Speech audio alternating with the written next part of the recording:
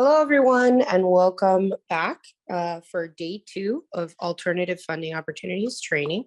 With that, I'll hand it over to your presenter today, Lorna. Lorna will be going over the remainder of the slides. Lorna Fogg, the table's yours.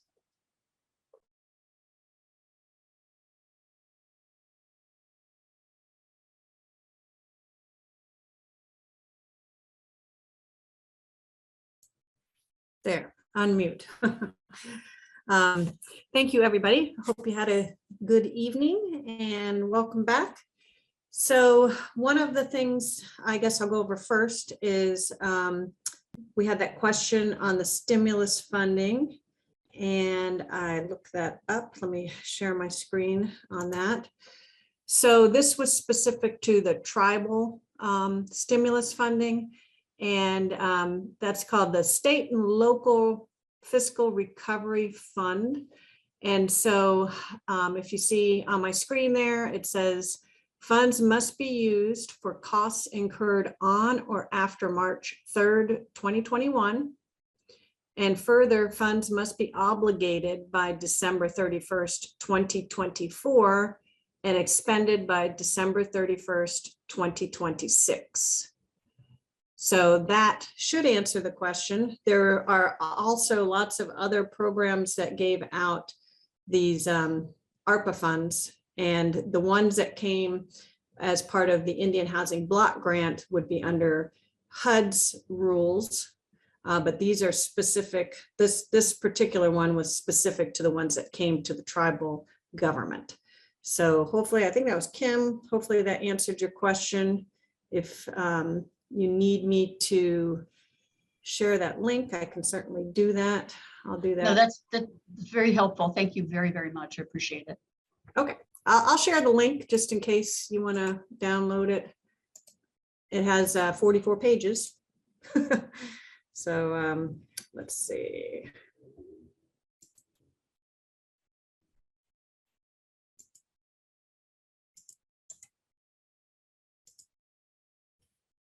There you go.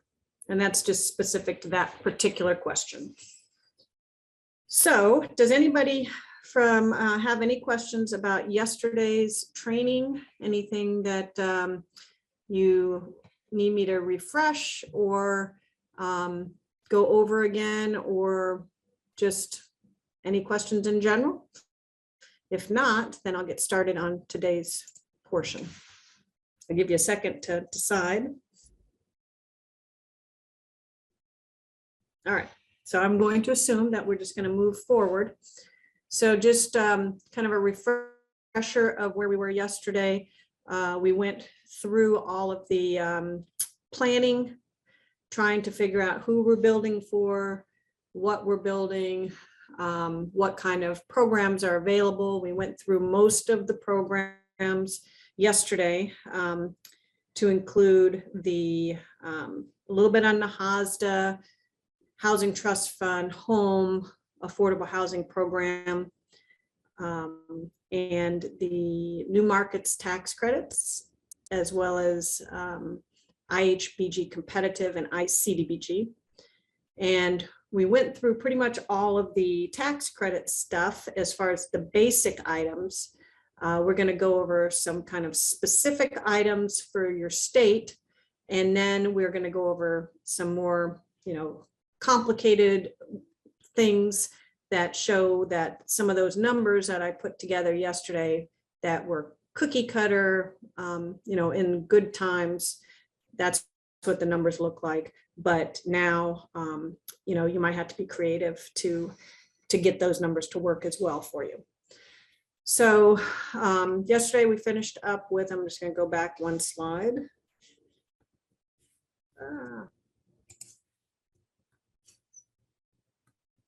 So we did the examples on the construction and went over the tax credits. Someone in the waiting room?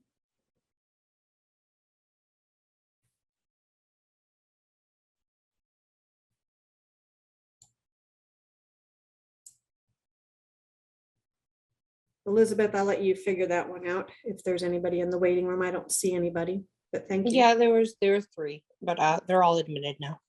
Okay. Thank you for pointing that out. No problem. Okay, so are there any people on today? I think there are, that were not on yesterday. It looks like maybe there's a few of you.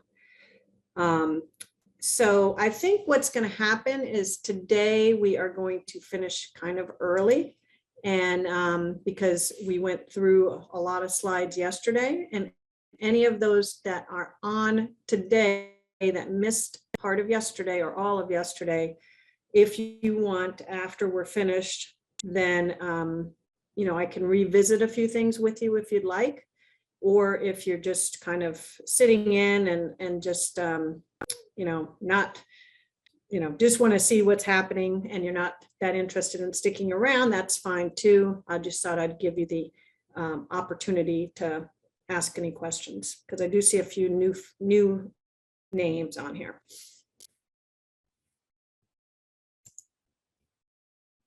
Okay, so anyhow, we're getting to the specific. Now I got to get my mouse back up on the other screen. There it goes. Ah. Once I get started, I'm good, guys. Don't worry. Okay. Okay. So when we're talking about the tax credit program, or really this could go to other programs as well, we want to think about the documents that are required to get those funding sources. So usually when there's an application, there are what's called threshold items. And the threshold items are the things that you absolutely have to put in. Otherwise, you're not even going to make it to the scoring section. And depending on what kind of application you're putting in, depending on which program, or if you're working with tax credits, which state you're working with, they're all a little bit different. Then comes the scoring. If you make it past threshold, you go to the scoring, and all of the scoring items may or may not pertain to you. So if you're asking for points, you absolutely are going to need to put in your documentation that shows why you would deserve those points. If you're not asking for points, then of course those items won't pertain. Sometimes it's helpful to put together a narrative explaining why you think you should get the points that you're getting, even if it's not required, because then there's no question as to why you're submitting the information that you're submitting, and it's to justify your points. Then there are required exhibits.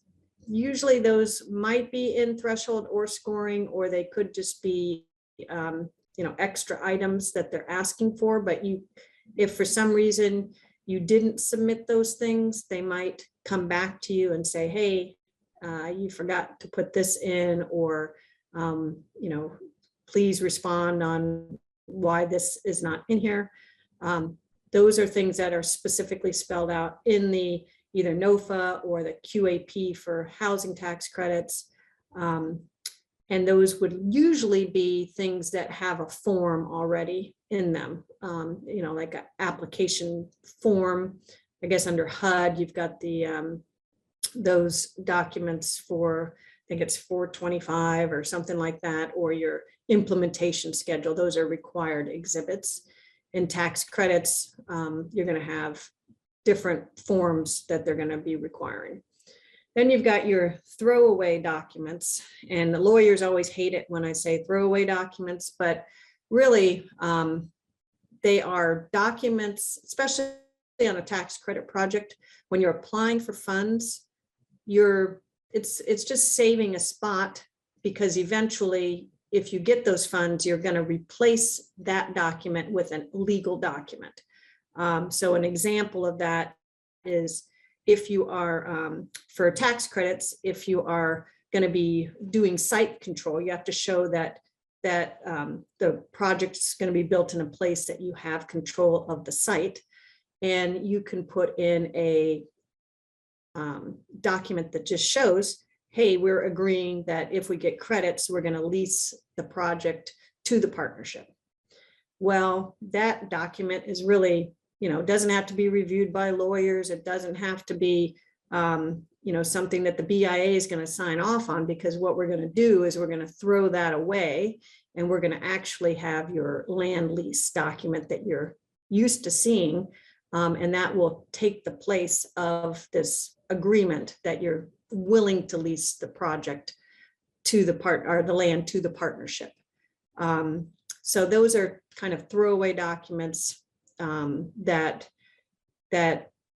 we don't have to get too crazy about, but once we get the funding, we definitely want the lawyers, your lawyer, to take a look at it and make sure that it's meeting your requirements, as well as the investor requirements, as well as state agencies' requirements. And then again, depending on which program and which state you're working with, do they allow deficiency corrections? Most of them do. They will come back to you and say, I didn't see this, were you missing this, or could you explain this a little bit better? It's in conflict with this other document. Most will allow that, but some are a little more stringent, like in the, if they're really confusing, they will probably just throw your application out. If it's something minor, they will probably allow it to be corrected. New Mexico says if you have something that is not correct in there, they are going to deduct 5 points from your application. So they will allow you to correct it, but you're going to lose 5 points. And if you lose those 5 points, then you may end up not getting credits. So just understanding how those programs work. I can tell you the Federal Home Loan Bank of Des Moines that does AHP, they always have questions. Even if you dot your I's and cross your T's, they're always coming back and asking questions about applications. And that's just normal for them. So just understand where you're applying and what the process is. And then, of course, put in the best application you can and have very little conflicts or discrepancies. But it will allow you to kind of get a peace of mind if you're submitting something, and they will allow those deficiency corrections, that you are going to have the opportunity to fix things. Because nobody likes to get something that, like from HUD, you think you put in a great application for your IHBG competitive or ICDBG, and then you didn't get anything. You didn't get any feedback, and you just know that you didn't get an award. And then you're like, I thought I did that, or, that doesn't make any sense to me. You just don't get any feedback, and that's not fun. You could get the feedback afterwards, but it's too late to do anything about it. So here's an example of California, since we have a lot of California and Arizona people on the call. The California tax credits, they have a $1.5 million in credits that goes directly to the Native American apportionment. That's a set aside. They have 2 funding deadlines. Round 1 is March and round 2 is June. They have some quirky little things, like if you have 16 or more units, you have to have a manager's unit, even if it's on scattered site. And if you want to do scattered sites, you can only do 5 sites, and they all must be within a 1 mile diameter circle and in the same county, or 10 miles if a rehab project. That's not really important. It just shows that each state has kind of little weird things that you wouldn't see in other states. One thing I want to mention about the set aside, a lot of people think set asides are good, that great, we've got a set aside in California, that means we're going to get some tribal projects. I didn't put the slides in this presentation, but I've done another presentation about why we don't like set asides. And that is because in California, the way you can get in this tribal set aside, you actually score differently. And same thing in Arizona, you score differently than you would outside of the tribal set aside. What we would prefer is that you're able to score the same amount of points as everybody else. So for example, in California, Native American apportionment, the only difference is your amenity location. So in California, they ignore how far you are away from libraries, parks, and all of that stuff in the set aside. So pretty much everybody's going to tie, it seems like, in the set aside. Only one project, even though it's 1.5 million, for the most part, only one project is going to get funded because the size of the projects are big. Occasionally, you can get more than one project in there, but for the most part, one project is going to be funded. Then you fall out of the tribal set aside into the general set aside, and you're able to compete against everybody else. However, now you have to be close to those amenities. So you have to, in California, everybody scores all the points. So if we're not near a library or a doctor's office or grocery stores, we automatically cannot compete in the general set aside. So what we would prefer instead is just giving points for being a Native American project, and those points are equivalent to the points for where you're located at. So if that were the case, then we would score the same as everybody else, and we could compete inside the Native American apportionment and outside. But we're unable to do that at the moment. So there's work that needs to be done in California because there are more tribes in California that want the credits than there are credits available. I think there has been a couple that have been able to be funded outside the set aside, but those are tribes that are located near the amenities. So in California, your threshold, and you'll see the threshold for most states are very similar. They might be worded differently, but they want to see a market study. So that's your housing need and demand. Site control is required in every state. Same thing with the market study. That is a requirement. You have to pick where your site is going to be, and that cannot change. And then the same thing, the market study has to be about that particular place. They also want to see your enforceable financing commitments to show that you've got all the funding besides the tax credits, that you've got funding from other sources to close the gap. Usually what that consists of is a commitment from the tribe or housing authority for the gap. And then behind the scenes, we're trying to come up with additional money to help decrease the amount that the tribe or the housing authority is putting in.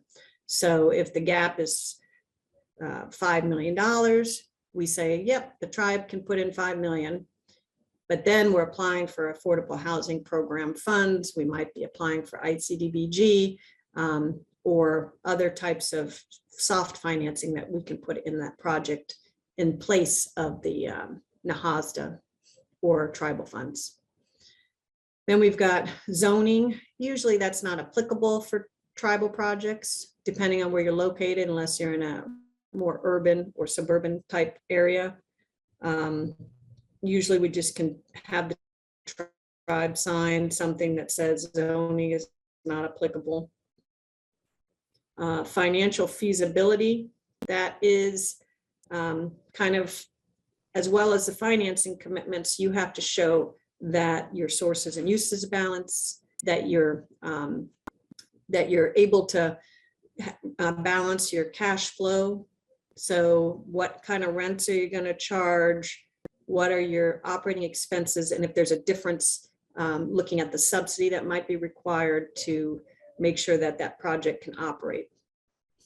Sponsor characteristics in California, that's usually, how much experience that you have, not only the sponsor, but the management company, making sure you're a legal entity. So some places make you form your partnership. In California, you actually have to have your partnership formed before applying. And then in other states, you can apply for your partnership afterwards. And then minimum construction standards, you have a certain minimum square footage that might be required, certain amenities. like we had mentioned on the other slide, you have to have a manager's unit, you have to have a certain community space in California. So they want to make sure you're meeting all of that, and you have to put in your plans and specifications. They don't have to be complete, but more than likely, and you're going to have to pay an architect in California to help you with that, because they are more than just floor plans. They actually have to show all the required amenities on them. And they have size and limitations. That's also a threshold. That is, you know, how many credits you can go after. They have just some rules that you have to acknowledge. Not really a whole lot for you to do, but just acknowledge that you're within those rules. And then fees that need to be paid, your application fees. So those are all the threshold. And then the scoring is based on your experience.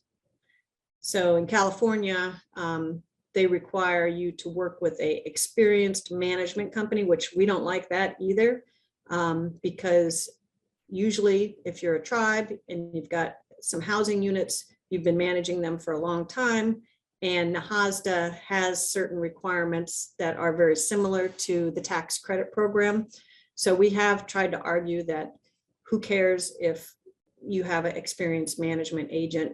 It should be an option if we want to use an outside management agent, but it shouldn't be required. Of course, it falls on deaf ears because right now that's still the rule.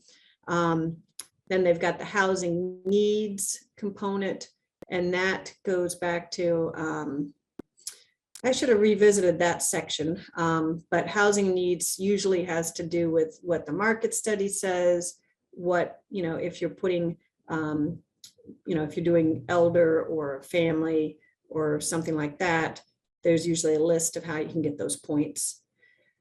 Amenities, that is where we're talking about that 15 points. If you are in the Native American apportionment, you don't have to worry about that. You just compete without those points. But if you go into that general set aside, those 15 points, if you don't have them, you are not going to get an award. Services, those would be things like financial counseling, tutoring, those types of things. And then they've got some energy efficiency, sustainable building methods that you get points for. Having lower incomes than the 60% of area median income. There's a chart and you pick how you're going to score in there, and you can get up to 52 points. Readiness to proceed, that is, they have certain milestones that you have to meet before you put the application in, but then they also have to, you have to meet that after you get an award. So I think it's 180 days or 185 days after your award, you have to be ready to start construction, which seems easy enough, but you know, there's all these pieces of the puzzle that you have to put together. You know, you might have your HUD environmental that needs to be done. You have your architect's plans and specifications. Those are the longer lead times. If you need anything from the BIA, sometimes that takes a little while. And then depending on your bid policies and how many people actually respond to your bid, depending on where you're located at, sometimes you have to go out to bid more than once. If you're in a more rural area with a lack of contractors, sometimes those bid periods are, you know, more than once, so you have to figure out how to sole source and those types of things, and they take time. But if you do not meet the readiness to proceed criteria, then you would either lose your credits, which you don't want to do because you've gone down the road pretty far and spent money on it, or you could get negative points for a future application, which you really don't want either. But that would be better than losing the credits altogether. They also have miscellaneous federal and state policies, and those are usually things like non-smoking in the units, or they might be, you know, housing a veteran or something like that. I don't recall off the top of my head, but those are usually what they are. So the total available points are 113, but if you're in the Native American apportionment, 98 points. And I can tell you, you need 98 points in the Native American apportionment, and you will tie with everybody else. And then it goes to the tiebreaker. And the tiebreaker is not a great tiebreaker because it's based on how much money you're putting in the deal. So even though the tax credits could fund 80, 90% of your project, you're actually having to say, wait a minute, for points, we're willing the best situation because of this tiebreaker. And you don't know where everybody else is at the on the tiebreaker, the competition is. So you end up either being overly aggressive and having more in there than you need to, or if you're not aggressive enough, you coming out on the short end and not getting the credits. And it's unfortunate because if you go into the general set aside, they also have the tiebreaker, but usually the tiebreakers are the leverage that people are putting in is a lot less. So last year, I think the tiebreaker for the tribal projects was over 62% that people were putting in just to win an award. But if you dropped into the regular set aside, the general set aside, I think you could get an award with anywhere around 30%. So, you know, you're kind of getting cheated out of the extra money because of the Native American apportionment, and you're unable to compete in the other one. So for Arizona, we have one round, and that is April 1st. And they also have the 4%. If you recall, we did an example on the 4% program yesterday, and that is for bond projects, and that is ongoing. So that's another reason why you may want to do a bond project is you don't want to wait until the application deadlines. You're ready to get started right now, and you have a project in mind, and getting the 4% in the bonds is helpful. Plus, if you're doing economic development and you are, you know, charging adequate rents and it's going to cash flow, or you know you're going to get vouchers, maybe it's a supportive housing project and you know you're going to be able to get vouchers and bonds, you know, would make sense, then you can apply whenever you want to. The tax credits available are about $30 million in federal tax credits. And I think there's state tax credits. I have that in there, so I'm going to say that's what that is. I know I had done Oklahoma previously. I think I see something in the chat. So for California, that was 9% credits. 4% credits are a little bit different in California because 4% are non-competitive. So you do have to go through some similar items in the you know, threshold and application materials, but since it's non-competitive, and I say non-competitive, it's actually getting to be competitive, but it's a little bit different process in California for the 4%. In the 4%, you can apply for other funding programs depending on your type of project. If it's single family homes, there's a little bit less opportunity for some of these other programs. But if you're wanting to do some more dense projects like apartment projects, there are other programs that you can go after to help with the gap that you're going to get.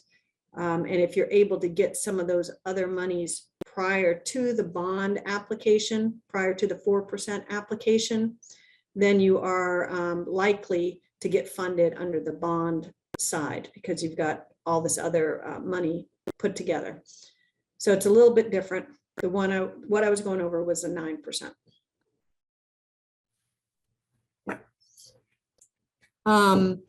So back to Arizona, we have some state tax credits available, and the maximum awards for each project is $2.5 million. Or if you want to do more than one project, you can go up to $3.5 million for a principal. So if one tribe wants to do a project in one location and then do another project in another location, that's allowable, but it's not 2.5 million per project, it's 3.5 million per principal, with no more than 2.5 million spent on any one project. And they will only allow to do one rural and one metro. So you can't do 2 rural projects or 2 metro projects. Arizona has a $5,000 application fee.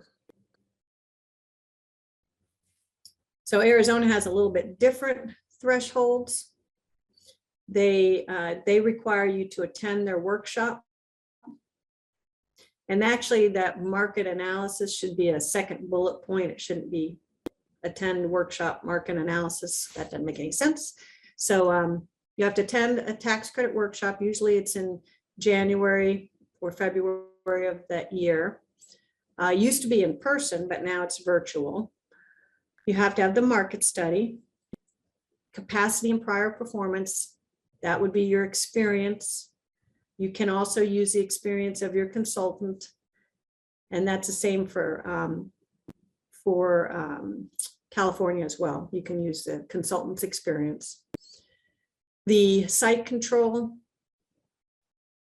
you have to know where you're going to be building, and market analysis. Somehow I like to put market analysis in there in the wrong place. So I had it up top and then right there, but just one time you have to have the market analysis.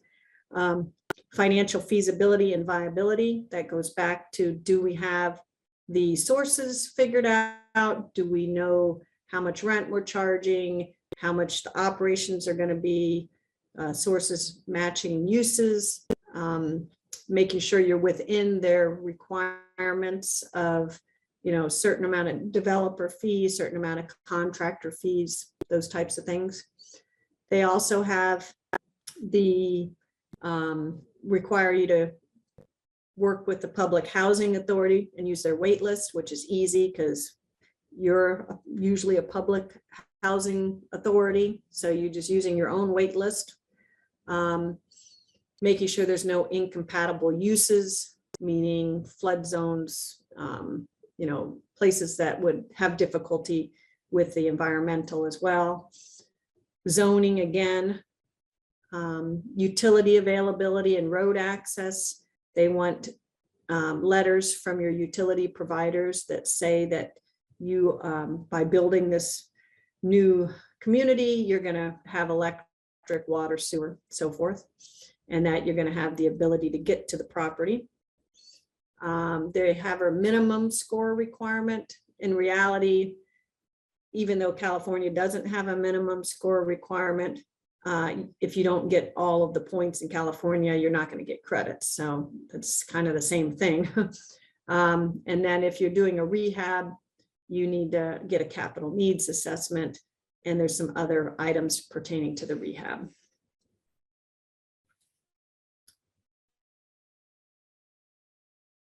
So in Arizona, they also have a tribal set aside. And I haven't been a fan of the tribal set aside in Arizona either, because the more experienced tribes and the ones that are in better locations will always win over the more rural tribes and that are putting in their first tax credit application. But I will say California has been open to listening to ideas, and they made some changes to their QAP. And this year they awarded 2 tribal projects. The tribal, one of them obviously would have got out of the tribal set aside, but the other one was over the amount that should have been in the tribal set aside. So they must have, and I haven't confirmed it yet, they must have received it out of the general set aside, which is great because that's what we want to do. We want to be able to compete against everybody else. We definitely want to have at least one tribal project awarded, whether they compete well or not. But what happens is the highest scoring tribal project wins in the tribal set aside. So that doesn't help that the other project that is struggling to compete. However, somehow in Arizona, the project that we submitted, that we were like, we know we're not going to get it in the tribal set aside, so let's just hope that we can get it in the regular set aside. We got credits. So there must have been enough changes to their general scoring that we were able to compete outside that general, the tribal set aside. So that's good news. And hopefully that will continue to get, more tribes feeling like they can apply in Arizona, even if they're not in the ideal locations. So they do have the separate scoring. They have separate scoring for new construction, for rehab, for 4%, for 9%, for state credits, and for tribal. I put an asterisk on the items that are in the tribal set aside only. The other stuff is in the tribal and the general, well, it's in most of these other set asides. So as you can see, experience is in all the set asides, including tribal. And again, you can use your consultant for experience if you haven't done a tax credit project. And they say, how many tax credit projects have you done? And you get points for that. You want to be able to show that you have somebody on board that's helping you get that experience. Supportive housing, that's not the permanent supportive housing that we were talking about yesterday. That is just basically providing services and providing housing to certain types of populations, but it doesn't have to be 100% of your units. It's just a portion of your units, and you get points for that. Proximity to amenities, you get points for that. However, the state has given, they have like, if you're in an urban location, you have to be this far from the amenities to get points. If you're in a rural location, you can be this far. And they have one for tribal as well, where you can be a little bit further away for tribal projects. So that helps. And if California did something like that, that would be good. But they don't. They just look at it one way only. They have this thing for tribal projects where they look at your locks. And I don't really like that, because the smaller tribes that have to save money to be able to build will have more money in their locks than the larger tribes that are actually doing things. But it did not impact the award of more than one project. So it impacts them in the tribal set aside, but it doesn't impact them outside of the tribal set aside. So I guess I can relax on that a little bit. Community revitalization plans are inside and outside the tribal set aside, and usually your Indian housing plan will do for that. If you're in a difficult to develop area, that's also, we talked about that yesterday. That is not the state named difficult to develop areas. That would be the HUD designated difficult to develop area. Outside of the tribal set aside, they want you to do community Wi-Fi. Inside, you don't have to. The below market loans and local support is both inside and outside. And that is basically your leveraging. And it's there, but it's not so ridiculous. It's only like something like 10% or less, and you get maximum points. So that's okay, whereas in California, you might have to go up to 50 or 60% for the tiebreaker to get that. I don't like that. Underserved areas, that outside of the tribal set aside, 10 points. And they list areas that haven't received tax credits in a long time. And you get 10 points for that, or areas that they consider underserved. Subsequent phase, you get 10 points for that. That's kind of a strange one, but we made an argument that our project was a subsequent phase because we had we were building in a community that had already 5 units in it. So, and we were kind of trying to finish out that community. So even though those were built a long time ago, we made an argument. I don't know if we got the points for it, but somehow we got the credits in the general set aside. Senior, family, and home ownership is in both, and it's 20 points. Smoke free is in the general set aside, 2 points. Energy efficiency is in both, 10 points. And then this thing called qualified contract waiver is in both. And that's got to do with whether or not you are going to try and sell your project after 15 years. Most states will just say you can't do that. But in Arizona, they give points if you decide that you're not going to do that.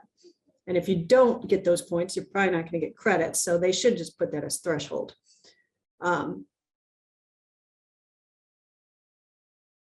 We're looking at, I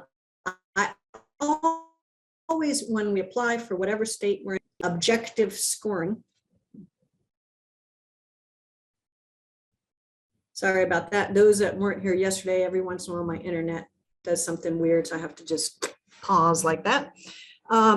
So anyhow, if you look at whatever program you're applying for, if there's objective scoring, meaning something similar to this, where they say if you are located near a grocery store, you get 5 points. If you're located, these types of things are objective scoring.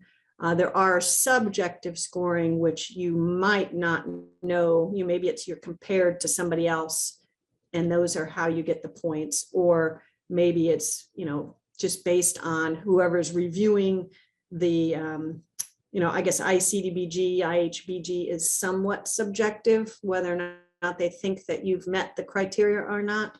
But if it's objective scoring, then you should have the information to where you can score your project yourself and then look at previous scores and then determine whether or not there's been any changes from last year to this year. So in California, it's pretty much the same every year. They haven't had any major changes. So if you look at the scoring and see that you are not getting all the points, then it almost makes sense for you not to apply there. If you are, there's a chance that you could get an award if there's not enough people that are applying. But for the most part, if you look at the history, you see that everybody that gets an award has all the points. Arizona, they should have the points listed as well. New Mexico, they have the points listed. Sometimes they do some tweaks to the points, and that could throw off your analysis. But you should be able to get a good idea of whether or not you're in the ballpark to whether it makes sense for you to submit an application. Affordable housing program, they have scores. Usually if you get a hold of the district, the Federal Home Loan Bank district that you're going to be working in, some of them have slides online that talk about last year's program. Some of them have technical assistance, but usually they will give you an idea of the successful applicants from the prior year, how much, what the scoring range was. So I always like to start off with, let's throw it up there and see how we would score. And then does it make sense to put your time and effort and money, in some cases, to applying for the program? And if it does, let's do it. If it doesn't, what do we need to do to maybe change that program going forward? Or do we just need to look into other programs? So here's New Mexico. They have what's called an intent to apply. So we had to do that in December of 2021. Applications were due in January, and they sent out preliminary award letters in March. And then you can actually appeal your award, and they will allow that in April. And then the awards will be official as of May after the appeals have been exhausted. Usually if you appeal, they don't care. They've made up their mind, but if you have a good reason, they may switch it over. Application is relatively inexpensive in New Mexico. It's $500 compared to Arizona's $5,000. They don't have a lot of credits. If you remember, in Arizona, we said it was about 30 million in credits. California, it's over 100 million. In New Mexico, it's 5.7 million. So they don't do a lot of projects each year. And that's one of the reasons why they have that high leveraging requirement. They have special rules for rehabs. So and this is just one of those little weird things that each state has their own little weird thing, but you have to be at least 20 years old to rehab a building, and you're not allowed to increase the footprint of the building. So yesterday when I was talking about reasons you might want to rehab, and that would include, adding bedrooms or carports or something like that. In New Mexico, they don't like that. So they specifically put that in their QAP. Threshold, you see very similar items. Development team in good standing means if you did other projects, whether in New Mexico or elsewhere, and you are having issues with any of those projects, and you're not working through those issues, you could get thrown out of the competition. But for the most part, these are very similar. They said you have to submit the intent to submit.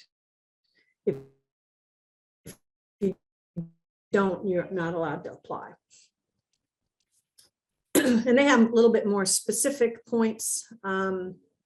They do give points for participation with tribes, but they, again, if you're a smaller TDHE and you have less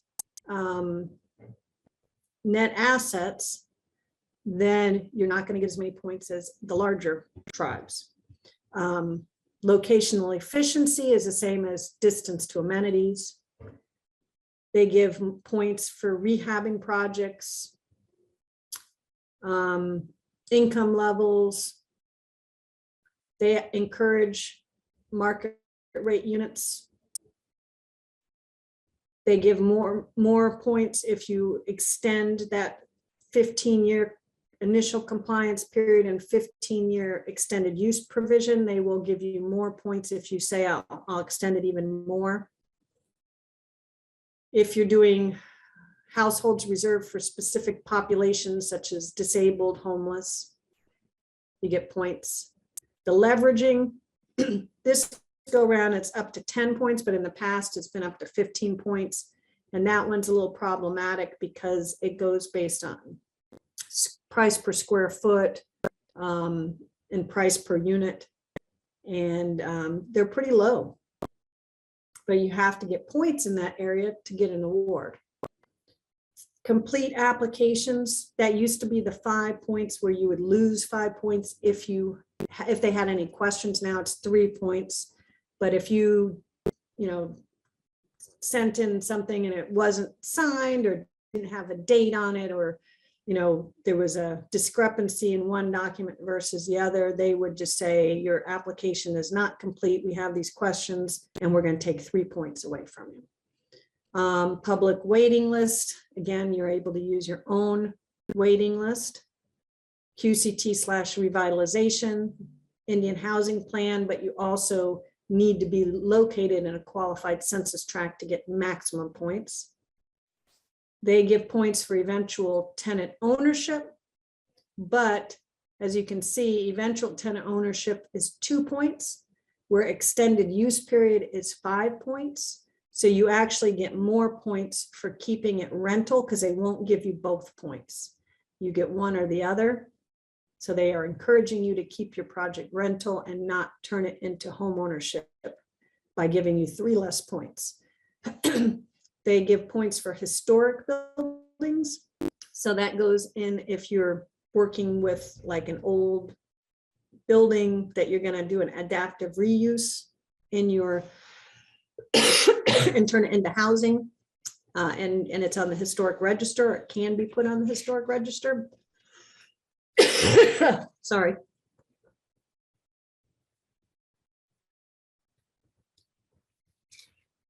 Then you get points for that. Blighted buildings, that can be along the same lines if you're repurposing something. Doesn't have to be historic, but it could be just some old vandalized looking stuff that you're beautifying and turning into housing. The efficient use of tax credits, that's another area where if you combine that for 5 points and the leveraging for 10 points, that also has a negative impact on how much money you're going to get and how much money you're going to have to put in on your own. Non-smoking properties get points for that. Adaptive reuse. So you could you could get historic points, adaptive reuse, and blighted buildings together if you're really doing something like taking a school or a hospital or something and turning it into housing and it's in bad shape. You can get all those points. And then they have other things that you can ask for up to 9 points, and that could be veterans housing, stuff like that. So that was pretty much the programs for those particular states. And if you're in a different state and you're curious, you can just put something in the chat and I'll see if I have it in my brain, because I've worked in 16 different states. So I have something up there. I don't know how recent it would be and whether or not it's getting muddled with something else that I've just recently worked on. But I can certainly try and address another state if there's anybody from somewhere else. So you've applied for your tax credits, you've received an award, then what? So you will get information from the state agency that talks about your reservation of credits. There may be some things you have to do in that letter. It'll say, congratulations, you've just been awarded $1 million in tax credits for a 10-year period. And it'll have usually what your fees are, because you have to pay reservation fees and carryover fees. And it'll tell you when those are due.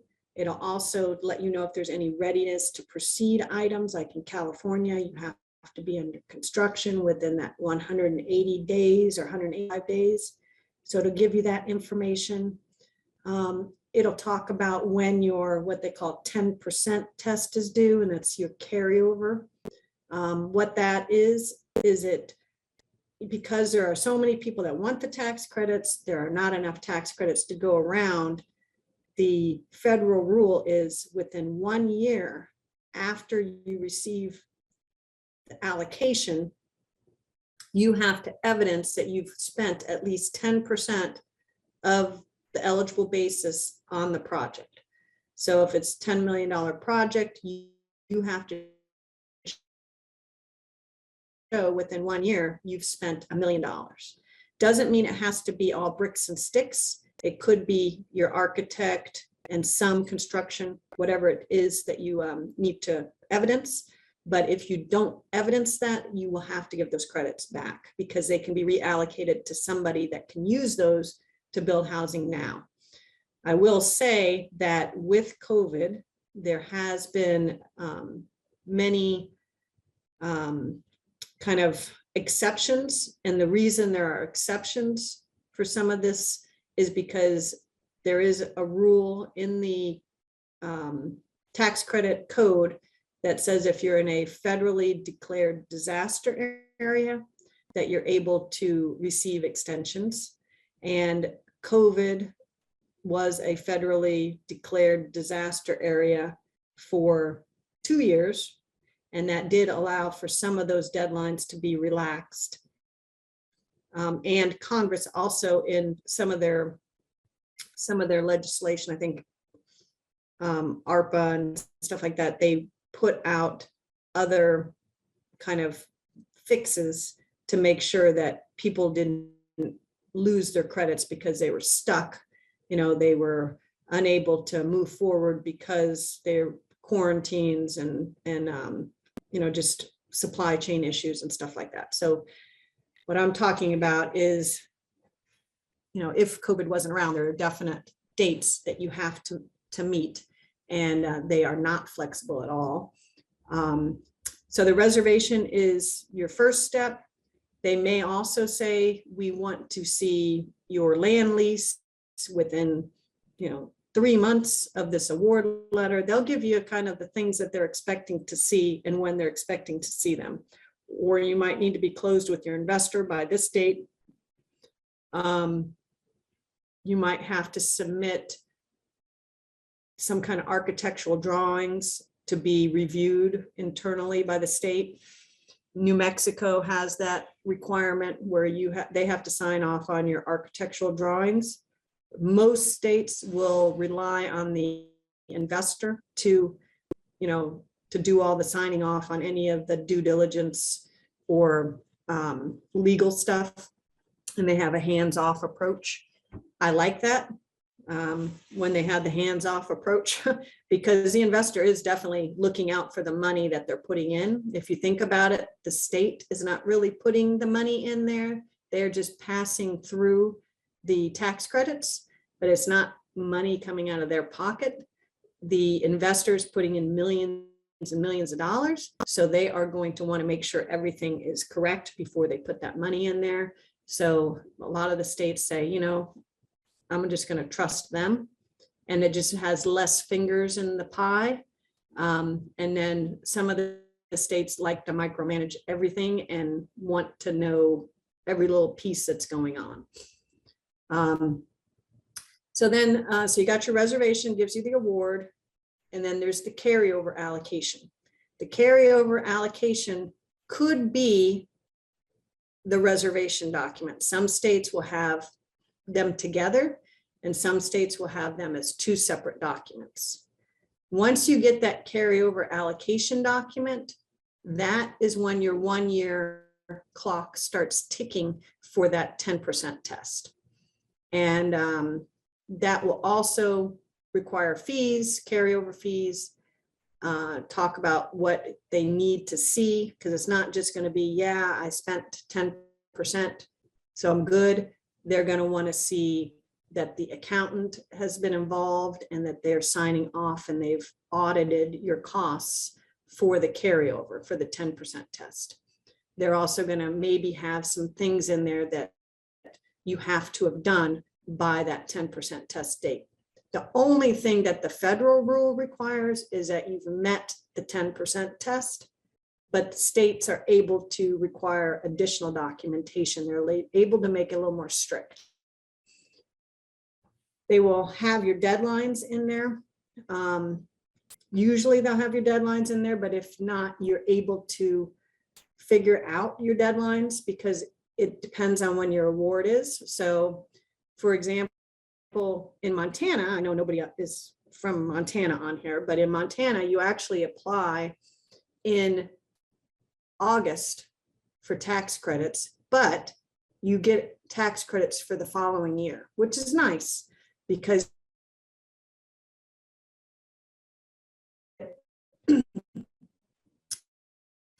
if we applied in August of this year, we get tax credits.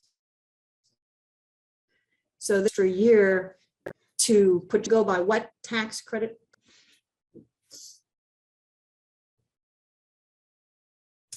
So you have to go by what tax credit year your award is in. If you receive 2022 tax credits, then you have to place in service. You have 2 full calendar years. So that means you'll have all of 2023 and all of 2024. You have to be finished with construction by 12/31/2024. But in the Montana example, even if we get credits in 2022, they're called 2023 credits. So we actually get 2024 and 2025, even though they may have been awarded this year. So you need to know what year credits you have. Usually it's clear when you're applying. However, some states will say, we ran out of credits for 2022, even though you applied for 2022 credits, but we are going to forward allocate 2023 credits to you. And you should know if that happens or not. So your placed in service is always 2 full calendar years after the year that your credit award is dated. That is the federal rule. Again, COVID allowed for some relaxations of that federal rule. However, you're also going to have your investor requirement. The investor requirement is going to be based on what you tell them. If you tell them that you're going to be finished in construction in a year, even though you have 2 years and a bit to actually be done with construction, then you're going to get more money from your investor than if you told them it was going to take you 2 years to complete construction. And the reason is their time value of money. They get those tax credits as soon as the unit is complete and there is a eligible tenant in there. That's when the tax credits start, and they start on a building by building basis. So if you're able to, build part of your units within 4 months, and then the next few units within the next 4 months, and then the next few units in the next 4 months, you're actually going to get a better price than if you say, yeah, we're going to be done in 2 years with all of our units. You're going to get less of a price. So even though the deadline is that 2 full years, you might have a more stringent deadline that you placed upon yourself to get better pricing from your investor. Then you have to have the units rented up by the year that the units are placed in service or the subsequent year. Usually that's not a problem on tribal projects because you have pent-up demand, overcrowding, large waiting lists, and so forth. But that's just something to keep in mind, that you absolutely have to have those rented up in the year they were placed in service or the subsequent year. So those are pretty much your deadlines there. Then you have your compliance requirements for the next 15 years. The initial 15-year compliance period is when the investor will be in there with you. So you'll have you, the investor, and the state that you're reporting to for that 15 years.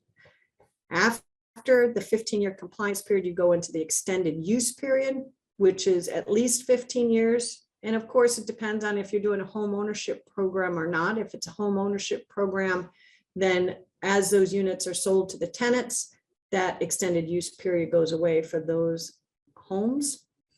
But during the extended use period, the investor is no longer in there. It really is just your project with some reporting to the state agency because of the program, because of the extended use period. So we've got the steps for tax credits. We've got the pre-application, which is pretty much all the stuff we talked about yesterday morning. Who are we building for? What are we going to do? Let's look at the rule book for the QAP to see how we get our points. What are we going to do to be successful? And making sure that you've got the support for the project, the place for the project, those types of things. Once you go through the pre-application, the application itself is really just completing the forms and the whatever is required to be submitted with that application. We just talked about the reservation. That's going to be your award of credits. And it could also be your carryover allocation. They could be one and the same.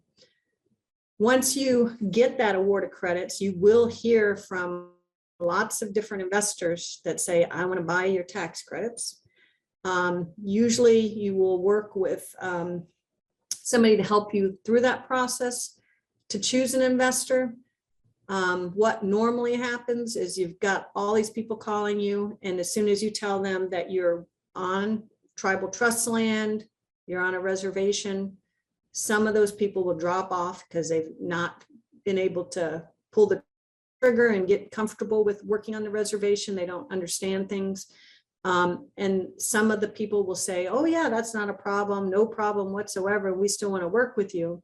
But you have to decide if you'd want to work with them, because you don't want to be the first project that somebody that has never worked on a reservation, now all of a sudden you're the first project they're doing. If you're in a hurry and they have to work through tribal sovereignty issues, if they have to work with tribal trust land issues and they don't know anything about it, then that's going to slow down your process. So unless there's a good reason to work with that investor, maybe they're offering you a much better price. Maybe it's a local bank that is offering you a good price and they really want to work with you, but they, they just need to be educated along the way. That's okay too. But there are several investors that have worked successfully with tribal projects. There are certain terms that you'll want to look at. Pricing is definitely one of them, but the other ones that are pretty important are the flow of funds. So how are you going to get your money from the investor? Some investors will do, you spend your money first, and then you ask for our money when you need it. And once a month we'll fund your money. But you have to show that you've not necessarily spent it, but incurred the expense. So like your contractor will send you a bill and then you say, hey, I got to pay this bill. You send it to the investor pays you, you pay the contractor. And then other investors will say, we're just going to give you this much money. And then in the next, let's say next quarter, we're going to give you this much money. In the next quarter, we'll give you this much money. That might work for you, but it might also be a little bit difficult if you go through that money quicker. You don't want to slow the contractor down. So you're going to have to find a way to bridge the financing so that you can keep the construction going.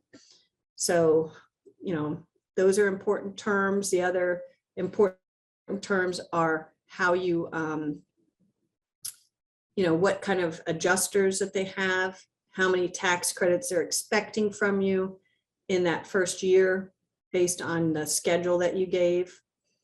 Because you do get penalties if you don't meet that timeline. Usually you're giving them the timeline. So ideally, all the investors are going to be giving you the same timeline back. But some investors will push, they'll say, oh, I don't think that's realistic.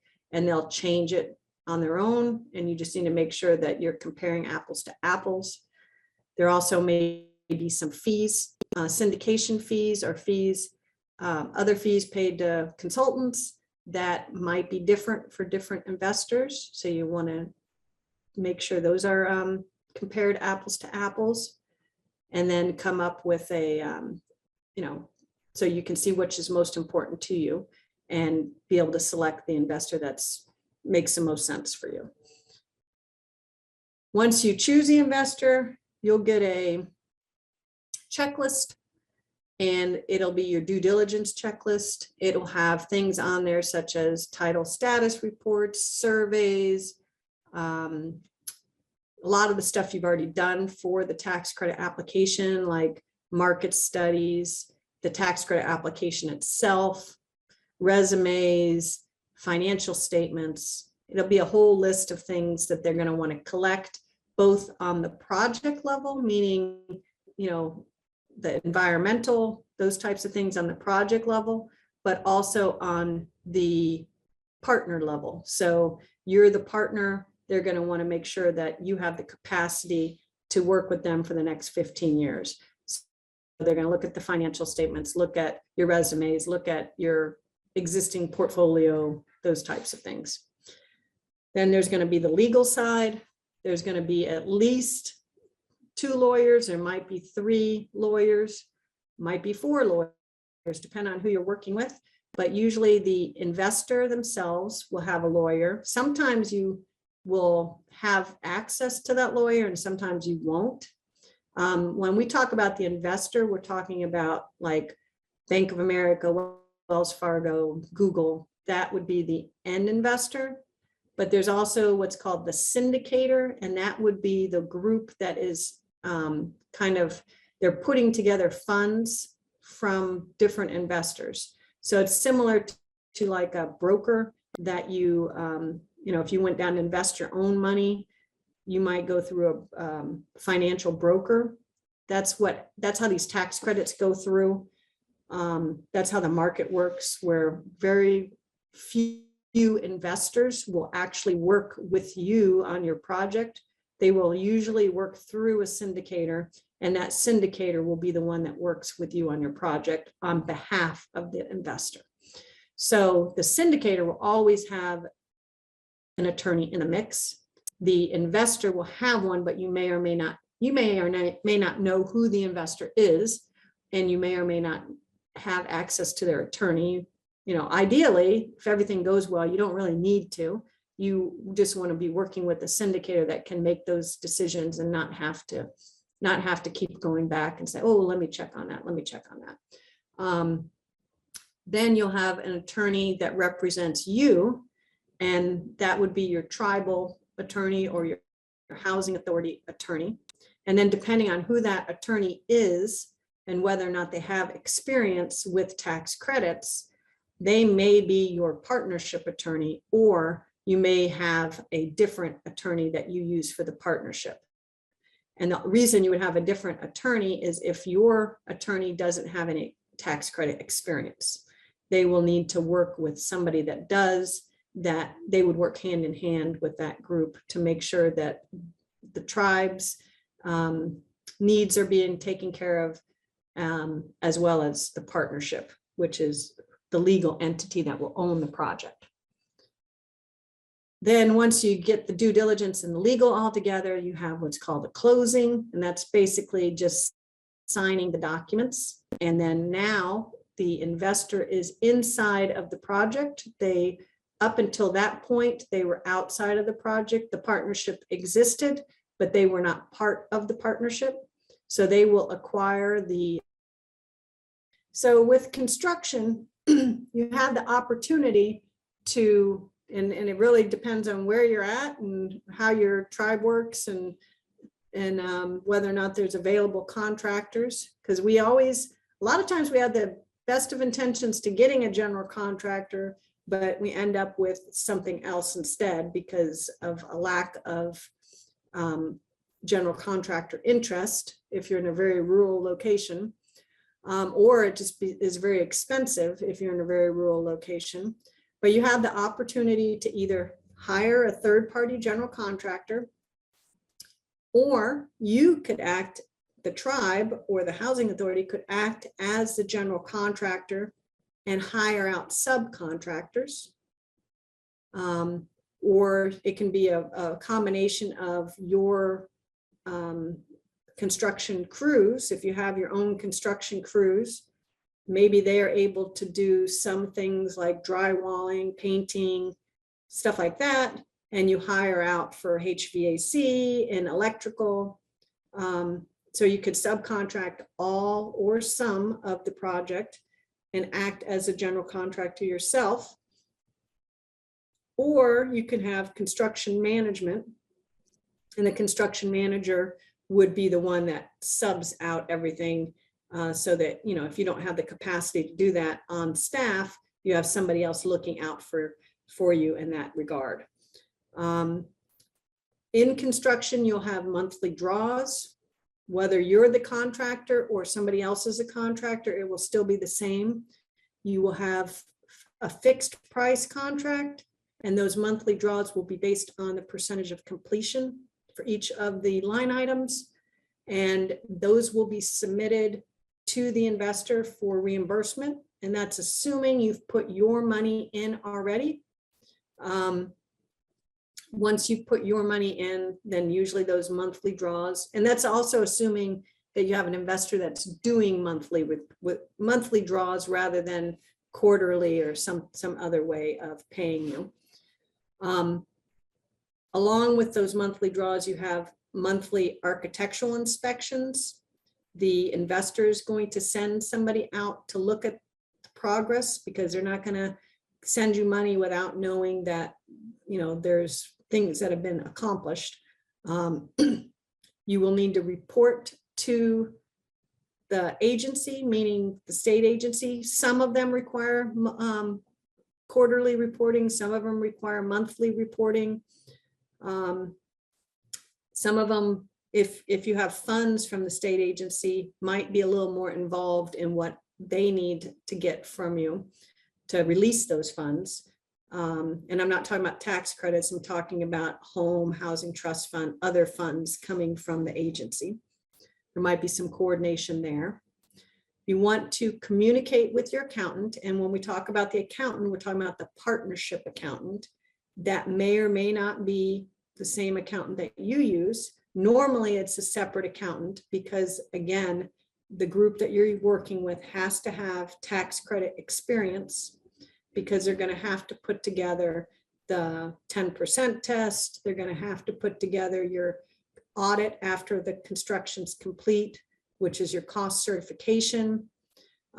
There's certain things that are done that are very tax credit specific, and we need to have a partnership accountant that's experienced. But ideally, as you're going through construction, you're continuously communicating with the accountant, meaning, I just sent in this draw request. Here you go, accountant, you can see it too.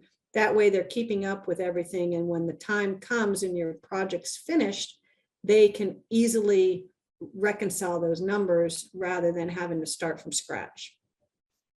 You're going to want to keep track of any change orders, positive or negative. And that's also, if you're the contractor, you will not just absorb those, you will want to document them, because they will have an impact on your final costs and your final credit amount, because we want to make sure that we have enough costs, which we shouldn't have an issue with, but we want to make sure we have enough costs to justify the credit allocation.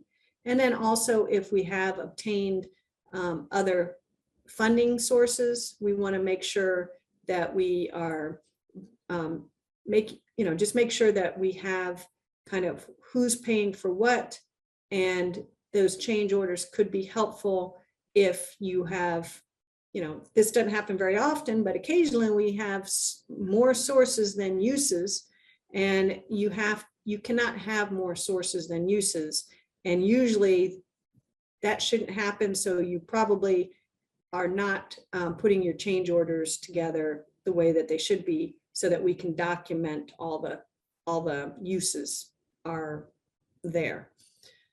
There's a contingency account that's required, and those change orders will come out of your contingency account. Hopefully, you're not having excess change orders to where you're having to put money in out of pocket over and above that contingency, but it's a possibility depending on any surprises that happen. The placed in service requirements, you're going to have federal placed in service requirements and investor requirements. The federal requirements are, the dates that we've talked about, plus some of the things that the state agency is going to ask for to put together what's called your 8609. And the 8609 is an actual tax form that allocates those credits. So even though you've received a reservation of credits, and even though you've received a carryover allocation, the official document that gives you those tax credits, and that you're able to use them, and the investor is able to put them on their tax return, though, that's called the 8609. And that information is different from state to state, but it will be, at a minimum, they're going to want to see your certificates of occupancy. They're going to want to see your your cost certification from your accountant, photos of the completed project, updated surveys, stuff like that. They're going to want to see that you've rented the units. And then your investor is going to want to see all those same things, but they're also going to want to see things like the contractor's been paid in full, the, just stuff that makes them be able to close out that portion of your project. The architect says that you've built the project in accordance with the plans and specifications, those radon testing, those types of things, updated insurance. And during construction, you're going to want to have internal coordination with your occupancy and resident services staff, because you can start leasing units, pre-leasing units. The paperwork's good for 120 days. So you don't want to get too far ahead of it to where the paperwork's going to go stale if there's an issue with, some minor thing at the end. And it takes a few extra days to actually place the unit in service, but you do want to get your occupancy ready, maybe 60 days in advance, so they can get all that paperwork. And as soon as that unit's ready for occupancy, you're able to move that person in, because that's the whole purpose of building the units, is to get people in them. So there's no reason to wait until that unit is complete before you start that paperwork.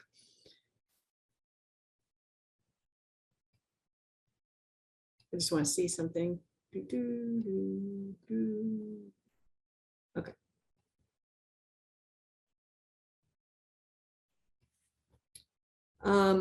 Lease up. So we were communicating, units are being turned over. We're leasing up the units. The occupancy, as well as the construction people, have to be in communication with occupancy. Occupancy needs to be in communication with them as well. So it's a whole team approach. Maybe there's monthly meetings or bi-monthly meetings to talk about when these units are going to be turned over. Making sure that you're leasing up based on your waiting list and your policies that you've put in place, whether it's a new waiting list specific for this program, or it's, if you're using an existing waiting list, you also have to worry about the special populations. Did you say that you're going to put in disabled people? How do those, making sure that those people are the first people on the waiting list, or you're having to skip over people to get to those special populations. So just being aware of what you said that you would do in that application. Selecting your tenants. Of course, we also have to worry about their income levels and other whatever internal items that you have to do based on your policies to select the tenants to move into the units. Pre-leasing. It's what we talked about a moment ago. That paperwork is good for up to 120 days. So there's no reason why you wouldn't get started at least 60 days in advance. And then you're going to want to make sure you do move-in inspections. And then after the move-in inspection, you're going to want to have another inspection, because the contractor will still have their punch list items and their warranty items that are still in play. And when somebody moves in, they might not see things as well as when they've been living in the unit for a month or so. Hey, this light switch, I turn it on, it doesn't work anywhere. What is this for? I noticed a small leak. Those types of things that they might not have noticed in their move-in inspection. But you definitely want to make sure you get those warranty items and punch list items taken care of. After you've leased up the units, then you have your operations. And this is really, should be the easy time. The hard time is getting all the funding put together, getting all the site stuff, getting the contractor, going through lease up. Those are usually the hard things. Once you get to operations, that should be very similar to what you already do. You're collecting the rent, the expenses. The only difference is you're putting them through this partnership. So it's going to have its own checking account, its own set of books. It's going to have its own audit. So that's the only difference, but otherwise it should be very similar to what you already do. There's a rental assistance, which is a formal thing with tax credits. However, it's very similar to what you already do with your existing units. You collect the rent and you pay the expenses. And if you don't have enough money to pay the expenses, then you have to contribute money into the partnership to be able to pay those expenses. You already do that with your other units. You just don't kind of separate them out. You just collect your rent and pay your expenses. And obviously, if your rent's not high enough or enough to pay those expenses, you're just writing a check out of your general checking account. So it's the same thing, but now we've got this smaller, this partnership, this small project that you will need to formally do that with. And then looking at the housing authority responsibilities versus tenant responsibilities, that could be things like utilities, maintenance, not necessarily the home ownership maintenance, but could be grounds maintenance, those types of things. So if you have an elder project, you might not expect the elders to mow their own grass, that you as a housing authority might do that, and then you could build a partnership. But if you build a partnership and there's not enough money collected from rent, then that rental assistance has to pay for that. But if you're able to get those vouchers that we talked about previously, then those types of things can definitely be covered because you're getting fair market rent for some of those units. Another example is utilities. You may not have, if it's an elder project, maybe they are not paying the utilities, but if it's a family project, maybe they are. If it's a supportive housing project, more than likely the tenants don't have very many responsibilities at all, other than their individual living space. And, a single family project would have yards, they would need to be mowed. And more than likely the household would be doing that. But if it's an apartment building, people don't go out and start mowing around the apartment building. So that's just, what things are coming operation wise. What are you going to be responsible versus what the tenant's going to be responsible for? You're going to want to have inspections. And the reason you're going to want to have inspections is because you're going to be inspected. The state agency will inspect you at least every 3 years, and the investor will come out every year. So you don't want to only have an inspection when everybody's coming out.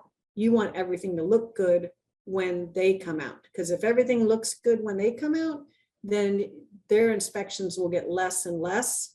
They'll still come out once a year, but they may not want to see every unit. They may just want to see a handful of units. Or they may just drive by and say, everything looks awesome. But if things don't look so great when they come over the first time, then they're going to want to see more stuff and they're going to want to see it more often. So it's just kind of a best practice to make sure that you are getting in those units and making sure that in your tenant orientations and so forth, that they understand that there will be some, inspections going on. Compliance is also in the operation side, and it's similar to NAHASDA. You have certain things you have to do every year under NAHASDA. Same thing under the tax credits. There's going to be certain reporting that's going on to stay in compliance with the rules. I'm going to go through this slide, and then I think we'll have a quick break. So compliance, if we have multiple funding sources, then it will be a little bit different. You lay all those funding sources out on a table and you say, what is the strictest thing that I have to do on this one?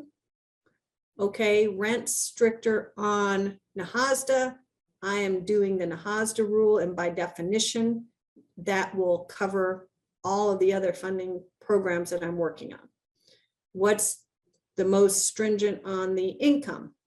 Okay, it looks like maybe this housing trust fund application that I received an award for is the most stringent because I have some 30% units and then the rest can be at 60%. So that's pretty stringent. I better make sure I've got this many 30% units. Well, I did some AHP money as well, and I promised some 50% units or below.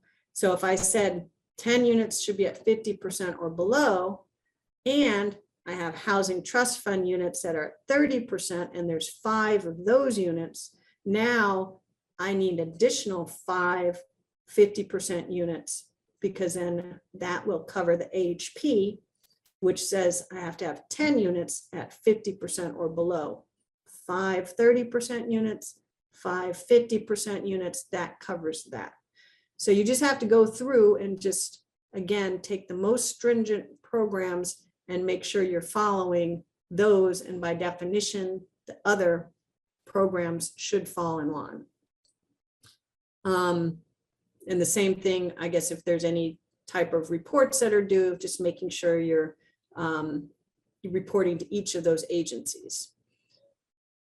The investors will require depending on who you're working with, some investors will require monthly reporting, but usually it's quarterly reporting and annual reporting. Once you've got into the operational phase, it's pretty easy going because it's pretty much the same thing over and over and over again. Once you are working on the closeout phase, that might be a little bit more difficult because it's a one-time thing that shows you've completed construction and rented up the units. But once you get into operations, it's pretty much pro forma. You just update this, update that. So the investors will require that. The state agencies usually only require, once you get into operations, once a year. But prior to regular operations, it might be quarterly. And then your other stakeholders, if you got affordable housing program grants or other types of funding, they may have other reporting requirements as well. So just making sure you understand all the obligations and your deadlines of when things need to be done. That would be very important. And I think once you get it, then it's just like any other part of your programs that you're working in. It's just a matter of doing it. I guess if you have turnover, that makes it a little more difficult, but it's very doable. It becomes pro forma. So we're going to take a 15-minute break here. And then we actually don't have a whole lot left. We'll talk a little bit about this slide. And then I think we go into a little bit more complicated, like what if type scenarios and what we can do about that. So we will probably just continue on after the break and get through the rest of the presentation. We'll play it by ear, but more than likely before we break for lunch, we'll be finished. I'll take a little poll at that time to see whether or not anybody wants to come back or if we just want to finish up, or if any of the people that joined today want to come back and go over anything, any questions that they might have that they missed out on yesterday. So with that, we'll do 15 minutes. So it's 1:40 my time, which I think is, I can't remember. You guys know what time it is, your time. So it'll be 5 minutes until the hour, the top of the hour. Okay, and then when you get back, same as yesterday, if you don't mind just putting something in the chat box that you're back, and then we'll get started when we get a few people back. Thank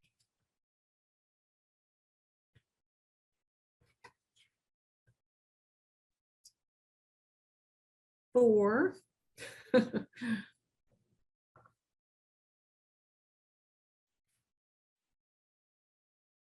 Well, we'll get started. Whoops.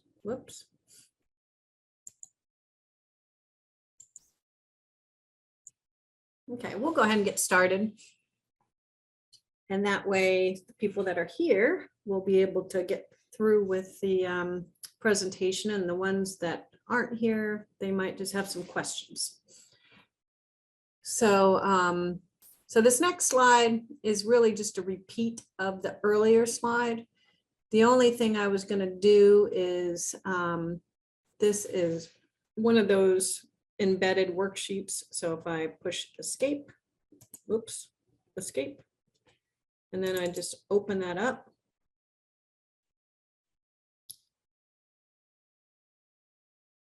Then I could add some things to it.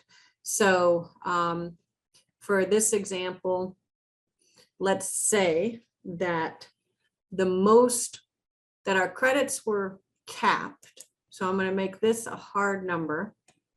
We'll call it 6,405,000. And that's as many credits as we can get, because the state says that you cannot have costs any higher than this. And let's say we actually had higher costs. So we'll stay, instead of 150,000 a unit, that was actually 100 and we'll say 200,000 per unit. So we're still getting the same amount from the investor, because the investor pays based on the amount of credits. And if our credits were capped, it didn't matter what else changed up here, the investor is going to pay the same amount, because we're going to get the same amount of credits. So what that means is we actually have a larger contribution. It's still a whole lot better than what we would get if we were not doing tax credits, but we've still got a larger contribution for the tribe. So at this point, we do want to add, because we want to get our number down as low as possible. So we want to apply for something. So let's say we were able to get some ICDBG money, and we're in Arizona, and I think there was an example that they would be eligible for $2 million with a ICDBG. That would go a long ways if we put the $2 million in ICDBG in there. I don't know if I got to put it negative or not.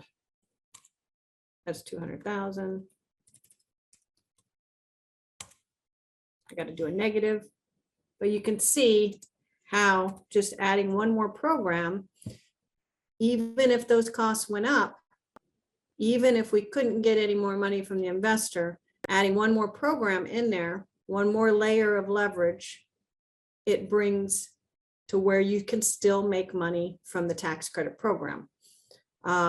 If our costs went up even more than that, now they're at $230,000. Then we also would want to maybe add in, we know we could get from San Francisco, we can get $1 million, I think it was $1,250,000 in AHP money. So again, we're pretty darn close to not, to making money again off the project. So even though the tax credit program by itself may not be as wonderful as it once was because of the leveraging, because of the cost caps, there are still ways to gather other sources of funds and use them on this project to where you're able to still make this a very, very good program for you, and get that developer fee back in your pocket and use it to help people that you can't help otherwise, or to use it to build something that you need, new building, new office building, help with some over income tenants, whatever it is you need, or just put in the bank and help with rental assistance for the project. So there is a way to make it happen. It just isn't as easy as it once was. So does that make sense? And I mean, there's so many different scenarios that you can do, and you can do the same on the 4% rate. If you just had the 4% credits, you can actually include a few more costs in the 4% project, because usually you're not capped by the costs. So if I went backwards, we'll just do that real quick.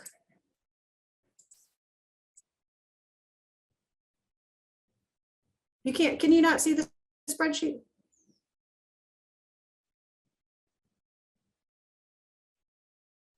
It's on there. Okay. So you want me to Maybe if share? you zoom in a little bit, it might help. I don't know how I could share it, like, because it's embedded in my presentation. Actually, if you have the presentation and you have it in PowerPoint, then you would be able to click on it and it should open up for you. If you have Excel, because I'm trying to think how I would be able to share it. But Also, that's- if you want to zoom in on the bottom right, you could just move that little dial over to the right just to zoom in a little bit. Maybe that might be a little better. Here you go. Okay. Thank you. No problem, no problem. So if I go back to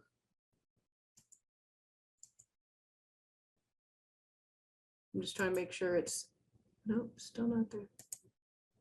Trying to get my little formula back in there. There it is. Okay. So I've got my formula in here. I'm not going to do a cost. I'm not going to do a credit cap, but I'm going to change this to a 4% tax credit project, because it's a bond project, right? I'm not going to worry about this over here, but with the bond project, the investor is not putting in as much money, so you're having to put in more. But we could do the same thing here.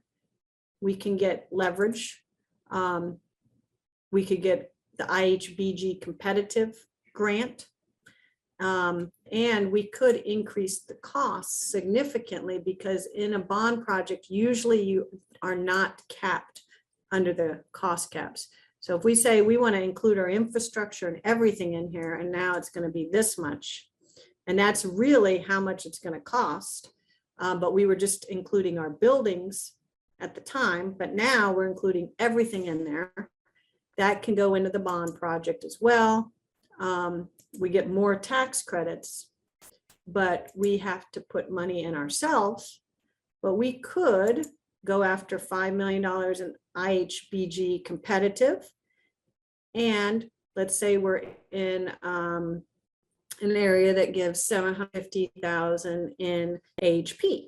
So we would be able to pretty much cancel out that 5 million. We'll just say 5.3 million, because we're not going to go after the whole thing.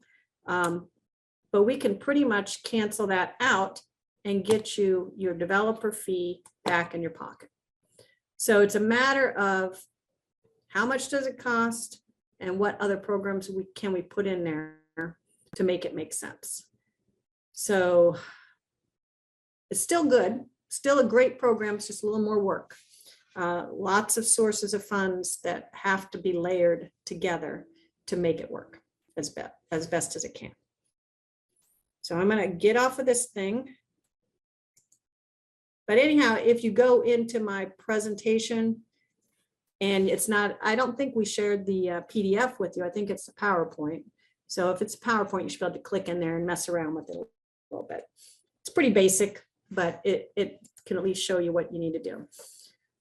So how do the numbers really work? We definitely have to look at additional leveraging sources. We can't just depend on tax credits and NAHASDA anymore. Otherwise, you're putting in a whole lot more NAHASDA than you need to. And there are leveraging sources out there. It makes it more complicated because you're having to layer all these promises and make sure you understand which ones you're agreeing to which. There's also probably additional reporting. There's additional making sure that you're only using the pot of funds for one thing. You can't use two separate sources for the same use. I know everybody knows that, but it's just something to think about. Each source has to have its own thing that it's paying for, and you can't have more sources than uses. But if you have that problem, then there's usually a way to work itself out, because you can usually add, additional landscaping, additional amenities, those types of things. Upgrades, energy efficiency, solar panels, stuff like that, to make sure you're using all those sources.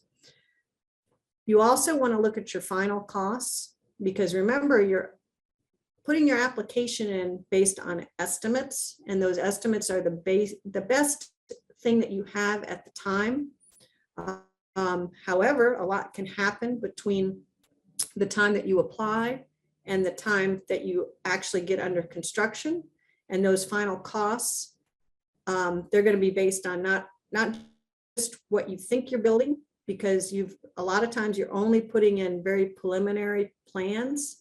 So as those plans develop, and then they go out to bid, the costs could be different than what you anticipated. And that could be because of your drawings, or it could be because of supply chains, because of contractor issues, those types of things. So just remember that even with the best estimates, sometimes those final costs are higher. And if you're capped by the state, then your final costs are going to be higher, because you couldn't put in what you really thought the costs were going to be in the first place. We also talked a lot about the timing of funds. That is going to impact your project, as far as if you need to pay the contractor and you have not got an investor that's willing to pay you each month, that could be a problem. So you just need to understand that, as well as you're going to have to put some money in the project before the investor will put their money in. If the costs have gone up, then the investor, remember, they only pay based on the formula. So if the costs have gone up, but the credits haven't gone up, which is usually the case, then the timing of funds is that you're going to be putting in the money, a lot more money up front before the investor comes in with their money. If you're layering funds, you might have to request funds from multiple different entities. So if you've got AHP funds, you're going to have to request those funds and go jump through the hoops to get those dollars so that you can use them. A lot of times AHP, you don't want to get too far out ahead of it, but you can get those funds to help you with those first dollars that are needed to go in, or maybe not the first ones, because the first ones are going to be what you need to put in to apply for the funds, as well as start working on the due diligence. The AHP, as you get closer to closing with the investor, you'll want to draw those funds down. And then those could be used as your first funds going in the project at that point.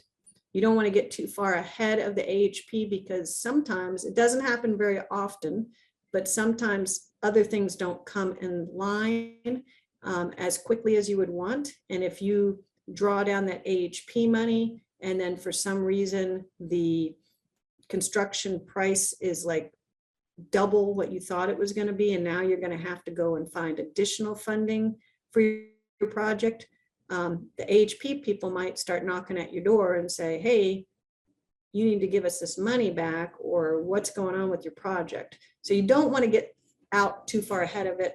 You want to make sure you're drawing those funds down when everything's lining up the way it should line up. The investor pricing, again, when you're applying for tax credits, that can be as much as 6 months or more before you actually receive an award and actually get an investor offer for a real project.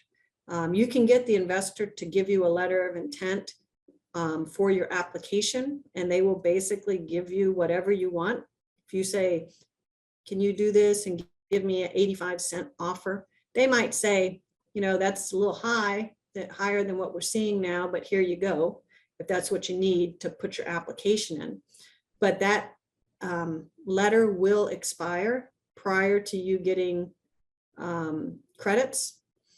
And once you get your credits, you're going to want to go out and get a few different investors to price your project. And at that point, even if an investor said, I'm going to give you 85 cents, they have a caveat in there that they can reprice it because it will have expired. So you're going to get a new letter from them, and they're going to give you what today's market is. And that's the one that you're going to be working off to get to that closing. So depending on how the market was when you applied versus the market when you received your award and asked for your new letter, that pricing could have changed significantly. Yesterday, we talked about reasons for that, and that could be as simple as the interest rates going up will bring down the pricing. Tax reform will bring down the pricing. Some of these fixes that that Congress or some of these, ARPA and HERA and all of those types of programs that try and put fixes on the market will impact pricing as well. So for example, when the rate went from a floating rate up to a 9% rate or a floating rate up to a 4% rate, that actually had a negative impact on pricing. And the reason being is the investors paying for your tax credits, but they're also receiving depreciation and operating losses that they can use as tax losses. And if they're paying more because you're getting more credits, but you're still getting the same amount of depreciation and losses, then they're getting less losses, and that they're willing to pay. Probably not a lot, probably just a little, but the bigger changes could be the tax reform and the interest rates. So those things all have an impact on pricing, and until you get that award and lock in your pricing, that may fluctuate. Economies of scale, we touched on yesterday. If we're building 10 units and we have $500,000 worth of soft costs, and the units cost $100,000 each, each unit with the soft cost would be $150,000. If you're building 50 units and the units cost $100,000 each, and there's $500,000 in soft costs, each unit only costs $110,000 with those soft costs allocated. So the bigger the project, the better economies of scale. And the same can be said on the investor side as well. The investor has, and when I say investor, I mean syndicator. The syndicator receives fees from the investor, but they also have expenses. They have to pay their lawyer. They have to pay a third-party construction reviewer. They have certain expenses, plus they want to make a profit on their role in the project. And if they are doing a really small project, their attorney charges the same amount of money as if they were doing a big project. So they also receive impacts in pricing based on economies of scale as well. So that goes to the cost of the project as well as the cost to the investor, and that could impact their pricing. So bigger is not always better, but at least some kind of a good number. Usually you don't see a 10-unit tax credit project, although they have been done in the past. Usually you will see, depending on the location, at least 20 units and more than likely 30 to 50 units. And when I say depending on the location, in California, it's a lot more expensive to develop. So, a 20-unit project is probably going to give quite a few credits compared to a 20-unit project located in, somewhere that's a lot cheaper to build. And I don't know where that is these days because everything seems pretty expensive. The location of the project will have an impact on your numbers in many ways. One is, of course, the availability of contractors. Another is how expensive it is to get supplies out to your area. Also, investor interest. If you are in a very built up community with lots of banks, the banks are the best. They pay the higher prices for tax credit. 1 second. The banks will pay more than the insurance companies. Insurance companies are considered economic investors. They're investing for yield, whereas banks are investing for other reasons because they get Community Reinvestment Act benefits for it. So the location is going to play a role in the numbers. Construction and lease up schedule, we talked about this a little bit earlier, that even though the federal rule gives you two years and a bit to put the project together, if you take that long, you're going to get less money from the investor. If you are able to shorten up that schedule, you're going to get more money for the investor, but that may also, we may also see differences on the contractor. If the contractor is required to come in an expedited schedule, they may charge more, or they may want to be in an expedited schedule so they can move on to the next project. So it could have a positive or negative impact on you, and you'd have to just kind of look and see which, how that plays out. And you probably have a good idea of construction in your area. Does it take them a long time to build stuff, or do they want to get in and get out and move on to the next project? So as we are looking at all of this, we kind of need to look and say, can we be creative? Do we just have to take what people say, or is there a way to kind of figure things out and be creative and get the project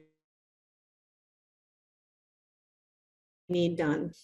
So here's well, I guess another slide on this. So we have the cost caps that may play a role. Cost caps are based on exactly what it says. Our project cost $200,000 per unit to build with the infrastructure and everything in there. But because the state agency says that they're only going to allow you to go up to $180,000, we are capped by our costs, and we will actually only have $180,000 in that credit calculation. So the investor is only looking at that, and everything above that $180,000 is coming out of your pocket. And when I say your pocket, it could be your actual pocket, or it could be money that you've gotten from somewhere else to put in your pocket to take out of your pocket. And that's the best scenario, getting that money from other leveraging sources. So that's the cost cap. And then you've got the credit cap, and that some states have both. Some states have one, some states have the other. Credit caps would be your calculation. You go down, it's $10 million project. You calculate how many credits you should be receiving. And let's say if we go back to that example, our credits are on this example. I don't know if this is, I think I might have messed that one up, didn't I? We'll go back to this one up here.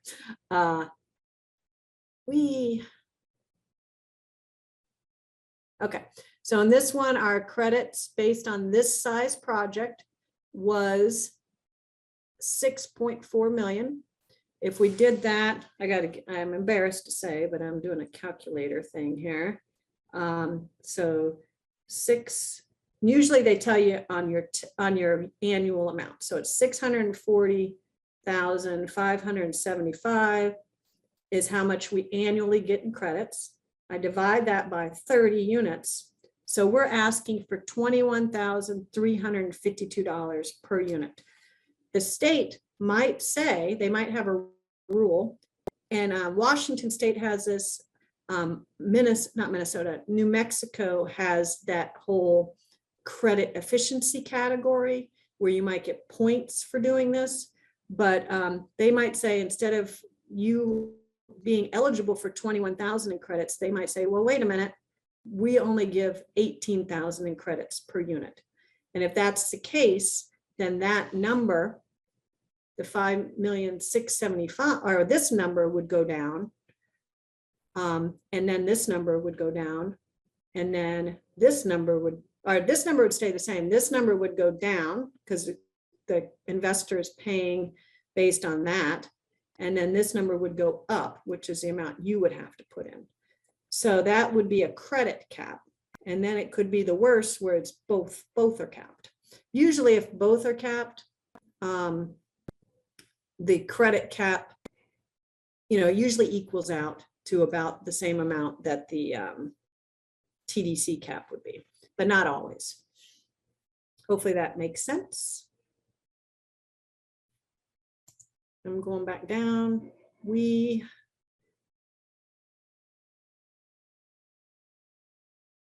And then you've also got your minimum construction standards that have an impact on your numbers. So you might think, yep, this is how much it costs to build in our area. We just finished building something, but the state agency, in order to get points or just their minimums, they may have you promise some things on the construction side. So in California, you get points. Actually, I'm not sure if you get points, but there's a benefit to doing solar. I think you get additional cost on your cost caps. In Nevada, you get points for doing solar. So if you have to do solar because you wanted these points, and that's the only way you can get the credits, then you have to be able to add that number into your construction costs, and also understand if you're already up against the cost caps or the credit caps, that may put you over even more. Some states give points for lead, that type of thing, that costs more money. So even though you might have successfully been able to build a $150,000 unit and it's a nice unit, good quality construction, because the state's requiring the dishwashers and the solar panels or whatever, now there's no way you can build it for less than 175,000. So understanding that and how that impacts your project numbers is important as well. So what can we do to be creative? Mixing rehab and new construction, we've seen work depending on which state you're in. You have to make sure it's an allowable solution. And the way it works the best is if there are cost caps, and those cost caps are not based on rehab and based on new construction. In other words, if those cost caps are just, you cannot go over 200,000 per unit, and they don't specify rehab or new construction. Rehab generally costs less money. New construction generally costs more money. So you're able to layer those two together, and your weighted average would be still underneath or close to being underneath those total cost caps.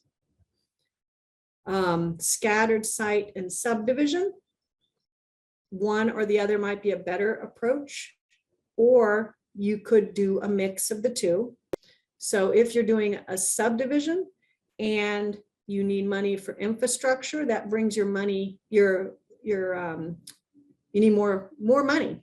And it also brings your costs up as well.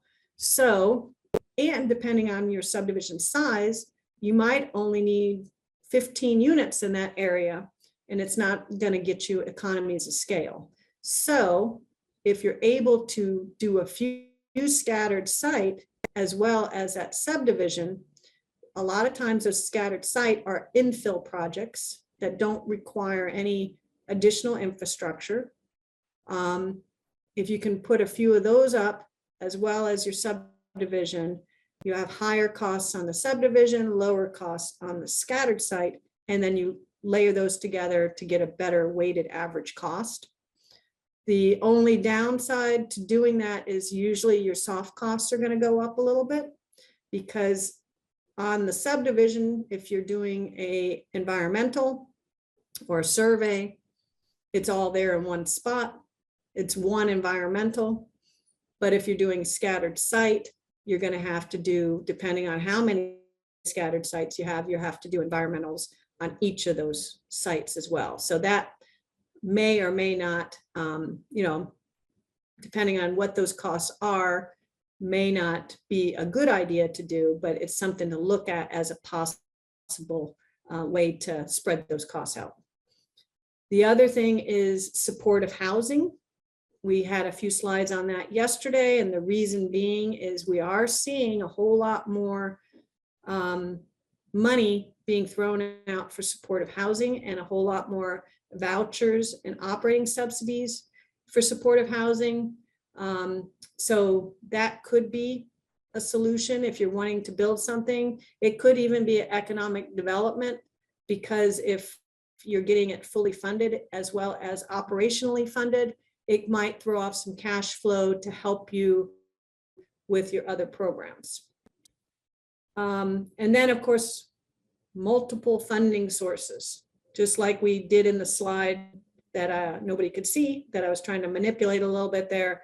By putting in those multiple funding sources, even if the costs go up, you're able to still get that project funded with very little money out of your pocket, as long as you're able to successfully get those funding sources. So here are a few examples. Here's a project in Washington, had 35 scattered site units and 12 units in a new construction site. So this was kind of a little bit of a rehab / new construction project, but also a scattered site, because the rehab was on scattered site as well as subdivision. Here we had what was called basis limits, which is similar to cost caps. In Washington at the time, we could do basis limits of $204,000 for a 2-bedroom, $265,000 for a 3-bedroom, $292,000 for 4 bedrooms and up. So we did 47 units, and we added up those basis limits, and it ended up being $11,340,000 or $241,000 blended per unit. Our new construction units were very expensive. They were $320,000 per unit. At the time, and we thought that was pretty darn expensive. It was pre-COVID, but they were triplexes. And the reason they were so expensive is it was a very remote area and a lack of contractor interest. And also, I mean, that was pretty much it. I was going to say scattered sites, but that was a rehab, so that had its own cost. So the rehab units ended up being approximately $210,000 per unit. You know, some of the smaller ones were probably cheaper, and some of the more expensive ones our larger ones are probably more expensive. Not necessarily, though. You know, it was just based on the condition of the units, but they were about $210,000 per unit on average. So when we took those numbers and we put them together, we were able to come up with 47 units, and we were $11,190,000. So we were under the basis limits. We didn't have to come out of pocket for anything over and above those limits. If we had just done new construction at $320,000 per unit, and we wanted to do 24 new construction units, we would have been about $80,000 over for each unit, and that would have come out of the Housing Authority's pocket, or they would have had to go after additional funds for that. So that's one way to be creative. This is a New Mexico project that we've been working on, and this one is a very expensive project. This is in COVID, and the site development was very expensive. And as you can see, we have gotten a ton of funds for this project. We've got tax credit equity. We have some NAHASDA in there, housing trust fund money, home money, affordable housing program from the Dallas Federal Home Loan Bank, the BIA and tribal roads put some money in there. IHS has helped us with the water and sewer.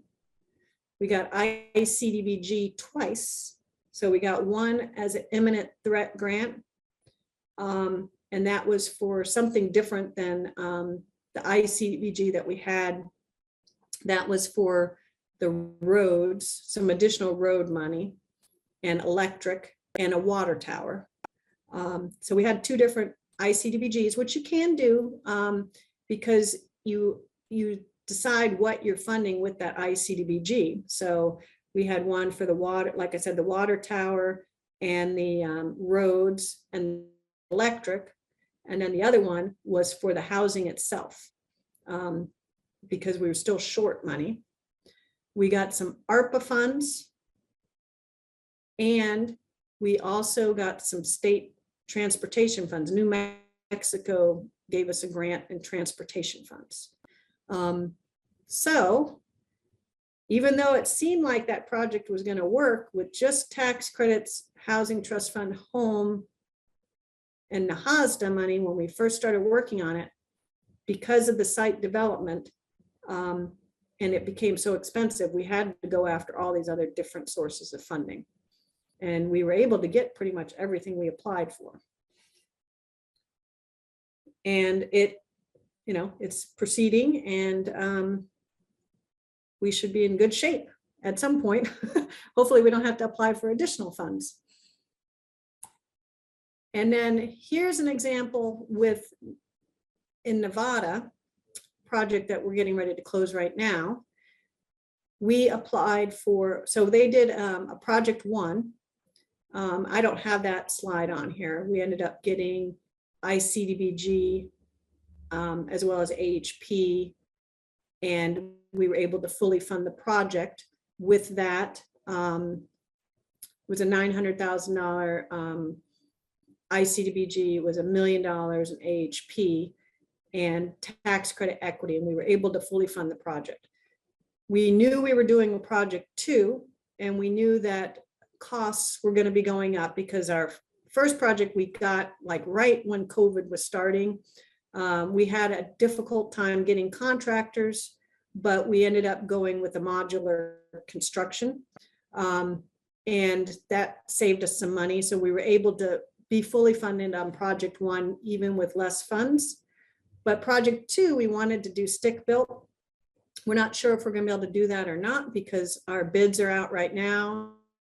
And we're waiting to see if we get many bids back, but it doesn't look like there's a whole lot of contractor interest because of the remote location. But we ideally wanted to do stick built, or if we do modular, we wanted to do a bit more like, you know, better foundations instead of the pillars, maybe upgrade the units some. They're going to be home ownership units. So what we did was we applied for a IHBG competitive grant in the amount of $5 million. And we did this ahead of time, knowing that this project was going to be coming in the pipeline. And what we said for that was we were going to build, we were going to do all the infrastructure in this phase two development, and then we were going to build some units. Then we applied for tax credits, and tax credit at the time in Nevada, even though they have switched it because they actually listened to us, but we didn't benefit from it, only future applications will benefit from it. They had low cost caps. So we were capped by our costs. We could only get so much money from Nevada, even though our costs were much higher. And we also applied for the HP grant. So now we have $11,955,000 to build 20 units. Our site work based on last year's project is expected to be about $3.5 million. Our unit construction, we just use that as our gap. You know, we just balanced our sources and uses with this $7,165,000. We haven't got our bids in yet, so we don't know what it's going to be, and chances are we're going to have to figure something out. We might do some force account, like maybe 5 units, stick built force account, and then go after some modular units for the rest or something. We haven't quite figured it out because we're in the middle of the bid, but that's a plug number, the 7,165,000. And we think that that's plenty of money because it's more than what we had previously. And we should be in pretty good shape. The soft costs are actual costs and the developer fees, actual developer fee. So if we're able to pull off project 2, like we pulled off project 1, the housing authority will have $0 in the project, and they will receive that entire developer fee back in their pocket. And they will make a profit off of this project. But this was just because we were, thinking ahead and had recent experience and, planned for this. And when you're leveraging tax credits in IHBG, both programs are competitive. Leverage is usually a scoring category in both programs. The leverage for both programs usually comes from NAHASDA. You're saying, well, yeah, I'll put some money in. I got some NAHASDA money right here. And that's usually what you're thinking.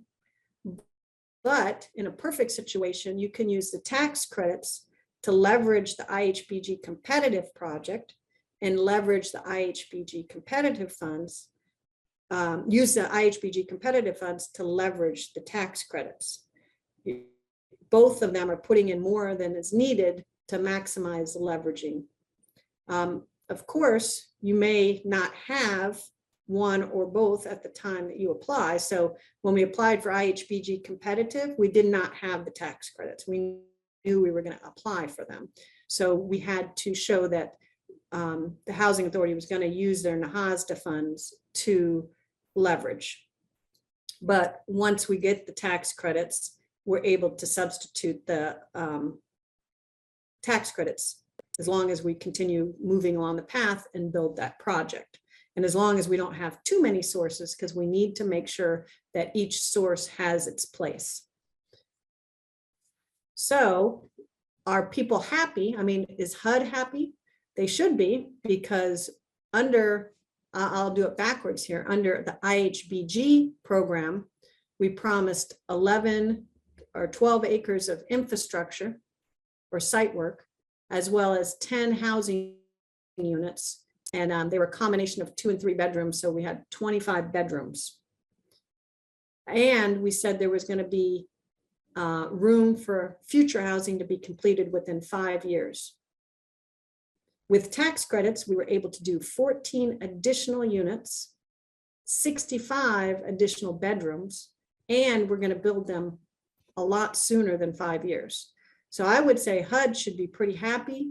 They should be able to brag about how their money was spent, and it was spent on a lot more things than they had originally anticipated.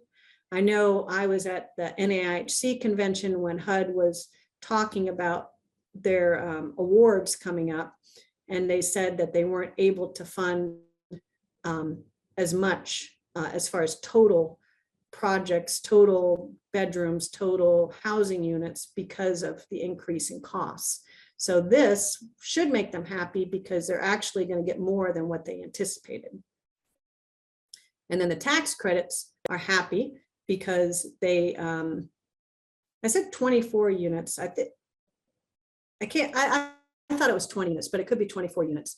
The first phase was 24 units, but it's probably 24. I'm probably just got all my projects mixed up here because we got a bunch of them going on at the same time. But anyhow, so if it's 24 units, tax credits will get 80 bedrooms, 24 units.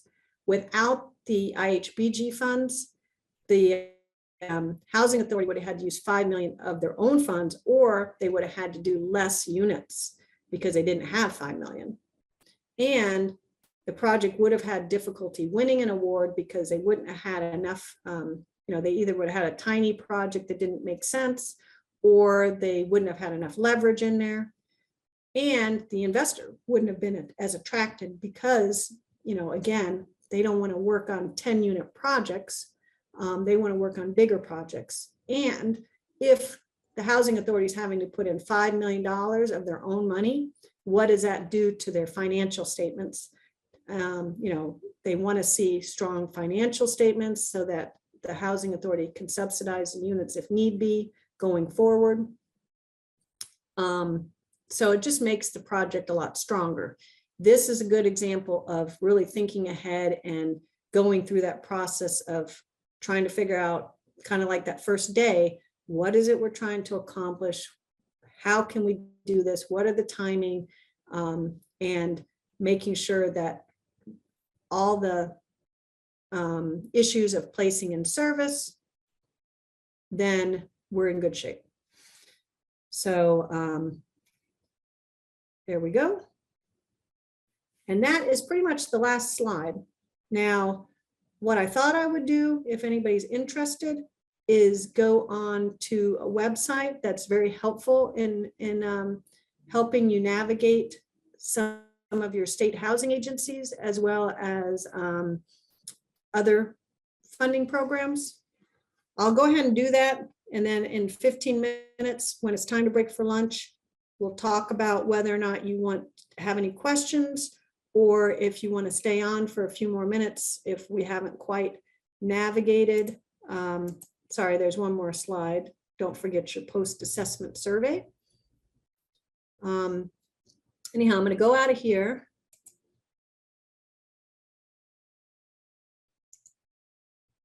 And I'm going to go on to this website.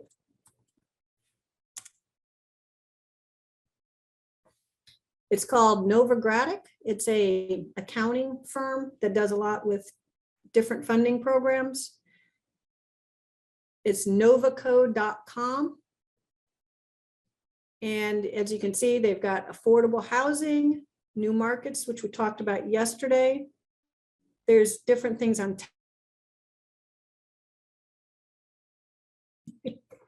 Thank you, Nathaniel. I was muted. Some people probably like that, but I'm guessing if you're still here, you wanted to hear what I had to say. Anyhow, I went on to Novogradic Affordable Housing Resource Center, and there's all sorts of stuff. It pops up with news. This may or may not be relevant, but usually there's some pretty good stuff in there, and you can actually sign on and get email alerts, and they'll send you stuff on that so that you can be updated on some of these things. Housing crisis, expanding tax credits. A lot of this stuff is stuff that might happen, so you don't want to get too caught up in those things. But if you do participate in some of the legislative conferences and you're going to meet with your elected officials, sometimes these are good places to get some of the issues that you might want to talk about and things that might help the program. So anyhow, there's news. There's also basics if you're wanting to learn a little bit more about the program, other than what I've been going over, or you just want to reference back to it. They have all sorts of stuff on here for that. They have trainings and stuff where you can sign up for webinars. I will caution you, when you start working with like a Novogradic on their trainings, they are more complicated than they need to be, because if you're working with 9% tax credits off the reservation and you're doing multifamily buildings, there's a lot more rules. If you're doing mixed income, there's a lot more rules. So, just making sure if you do participate in the trainings that you're able to determine what it is that's relevant and what's not relevant. But they do have good trainings. They have this application and allocation stuff. That is, you can go on your own state website. Excuse me, Lorna, if you want to share your screen, all we see is your actual camera. I've been going on and on about it. Okay, thank you. No problem.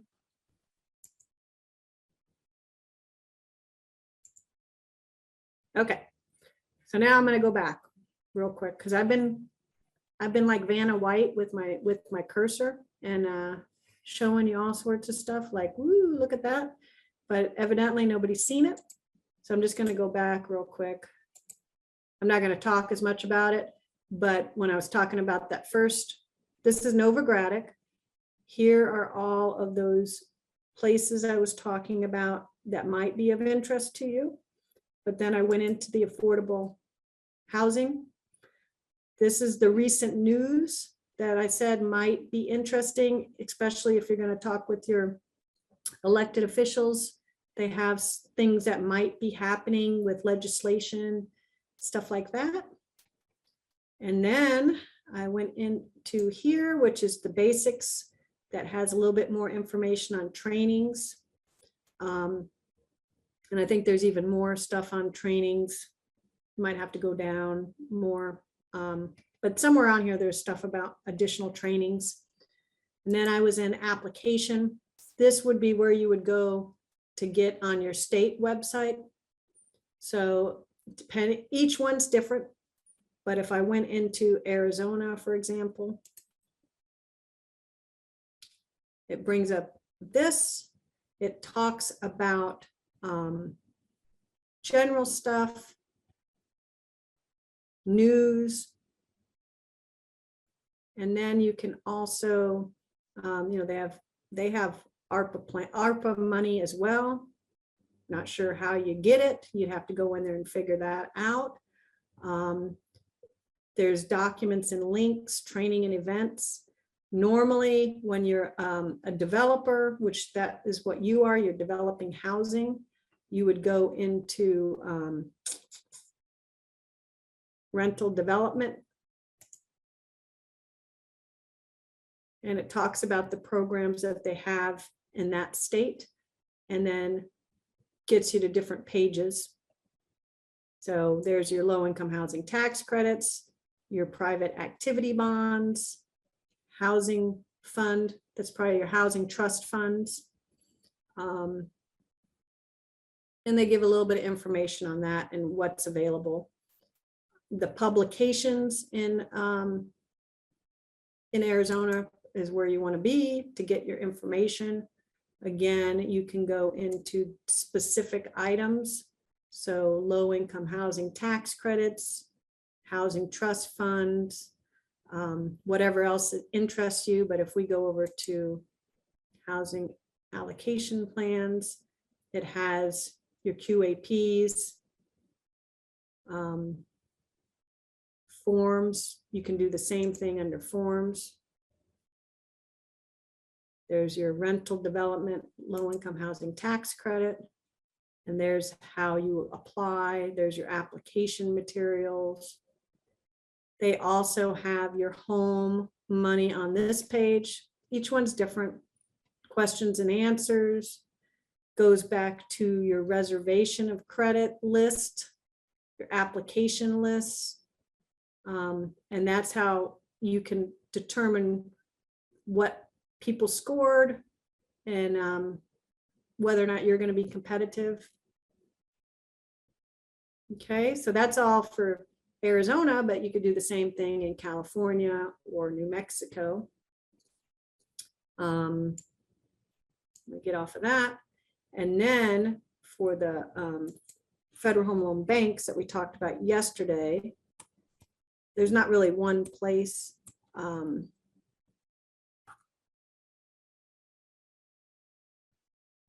This is,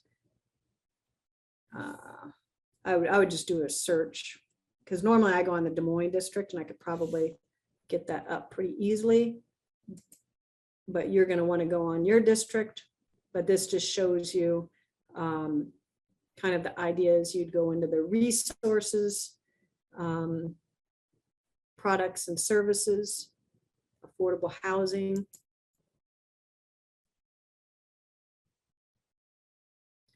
And then it talks about a lot of what they offer through this district. Down payment products, affordable housing program grants. And when you want to look and see if your bank is a part of the federal home loan bank system, usually they have a directory. So if we banked with Wells Fargo, stick a W in there. And I'm sure Wells Fargo is part of this. There's Wells Fargo. So we would need to work with Wells Fargo in either this district, or I think they're also in one other district. And they would be able to sponsor our AHP grant application. So that is it for new material. For the people that have been here for the last 2 days, do you have any questions about anything that I can help you with? I've lost my chat box, so I don't know what happened to it. There it is.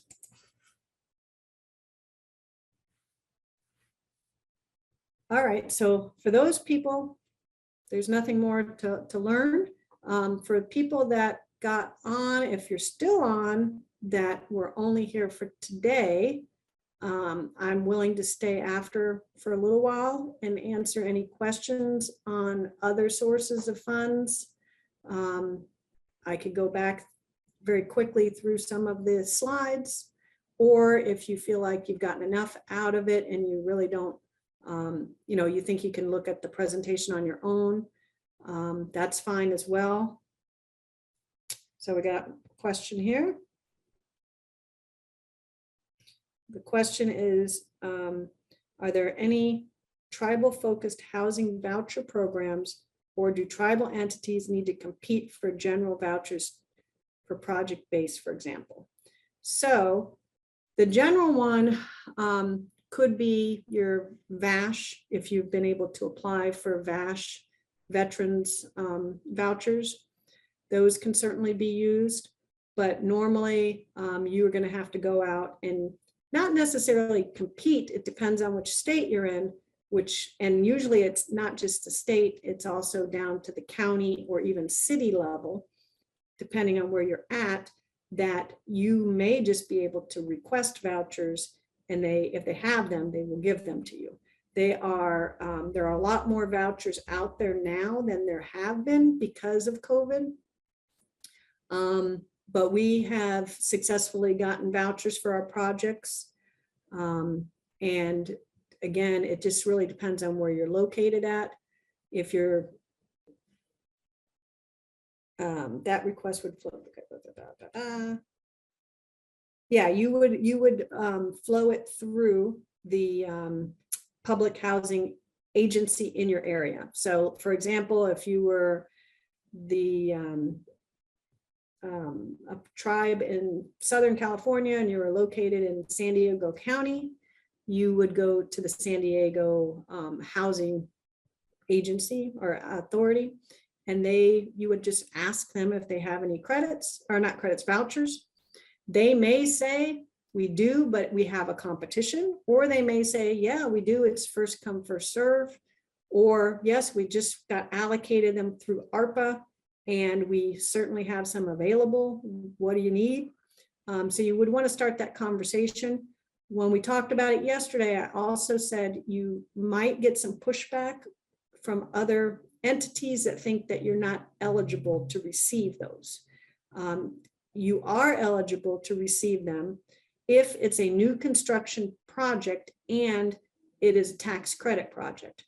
If it's owned wholly by the tribe or it's a rehab project, there are current limitations on the availability to get vouchers. But with a tax credit project, you are a part owner. You're not 100% owner in that project. The investor is also an owner, and that has a loophole that allows you to go after those vouchers, if that makes sense. Yay. So anything else? Does anybody have any other questions or want me to go back and talk about anything else that we talked about yesterday?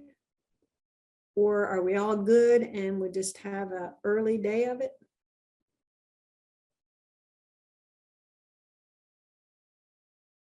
Or somebody wants somebody else to make a decision?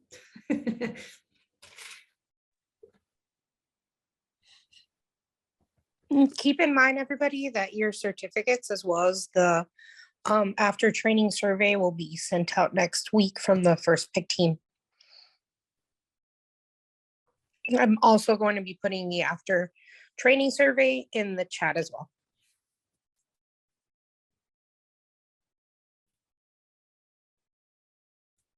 Okay. Well, and if you saw the end of the presentation, it's got my contact information. So you're quite, you're able to email or call me. Email works good. Other things you're able to do as well is you can ask for specific technical assistance requests where people go on site and do trainings for you, and can also talk to your tribal council, those types of things, and see whether or not things make sense for you where you're at. It gets more specific to your needs. That's an option. You would just go through your local HUD to do that. And that's one way to learn more as well. All right, well, I'm assuming then, oh, we got a new message. Let's see. Thank you. Okay. Well, thank you. I'm assuming that we'll be done for the day, and I appreciate first pick and everybody's patience with my internet that popped off. And hopefully if you're ever out and about at a conference and I'm there, stop by and say hi so I can put a face to a name, because I didn't see any faces. You got to see my face, but I didn't get to see anybody's faces. Thank you so much, Lorna. Really appreciate it. Okay, bye-bye, everybody. Bye-bye.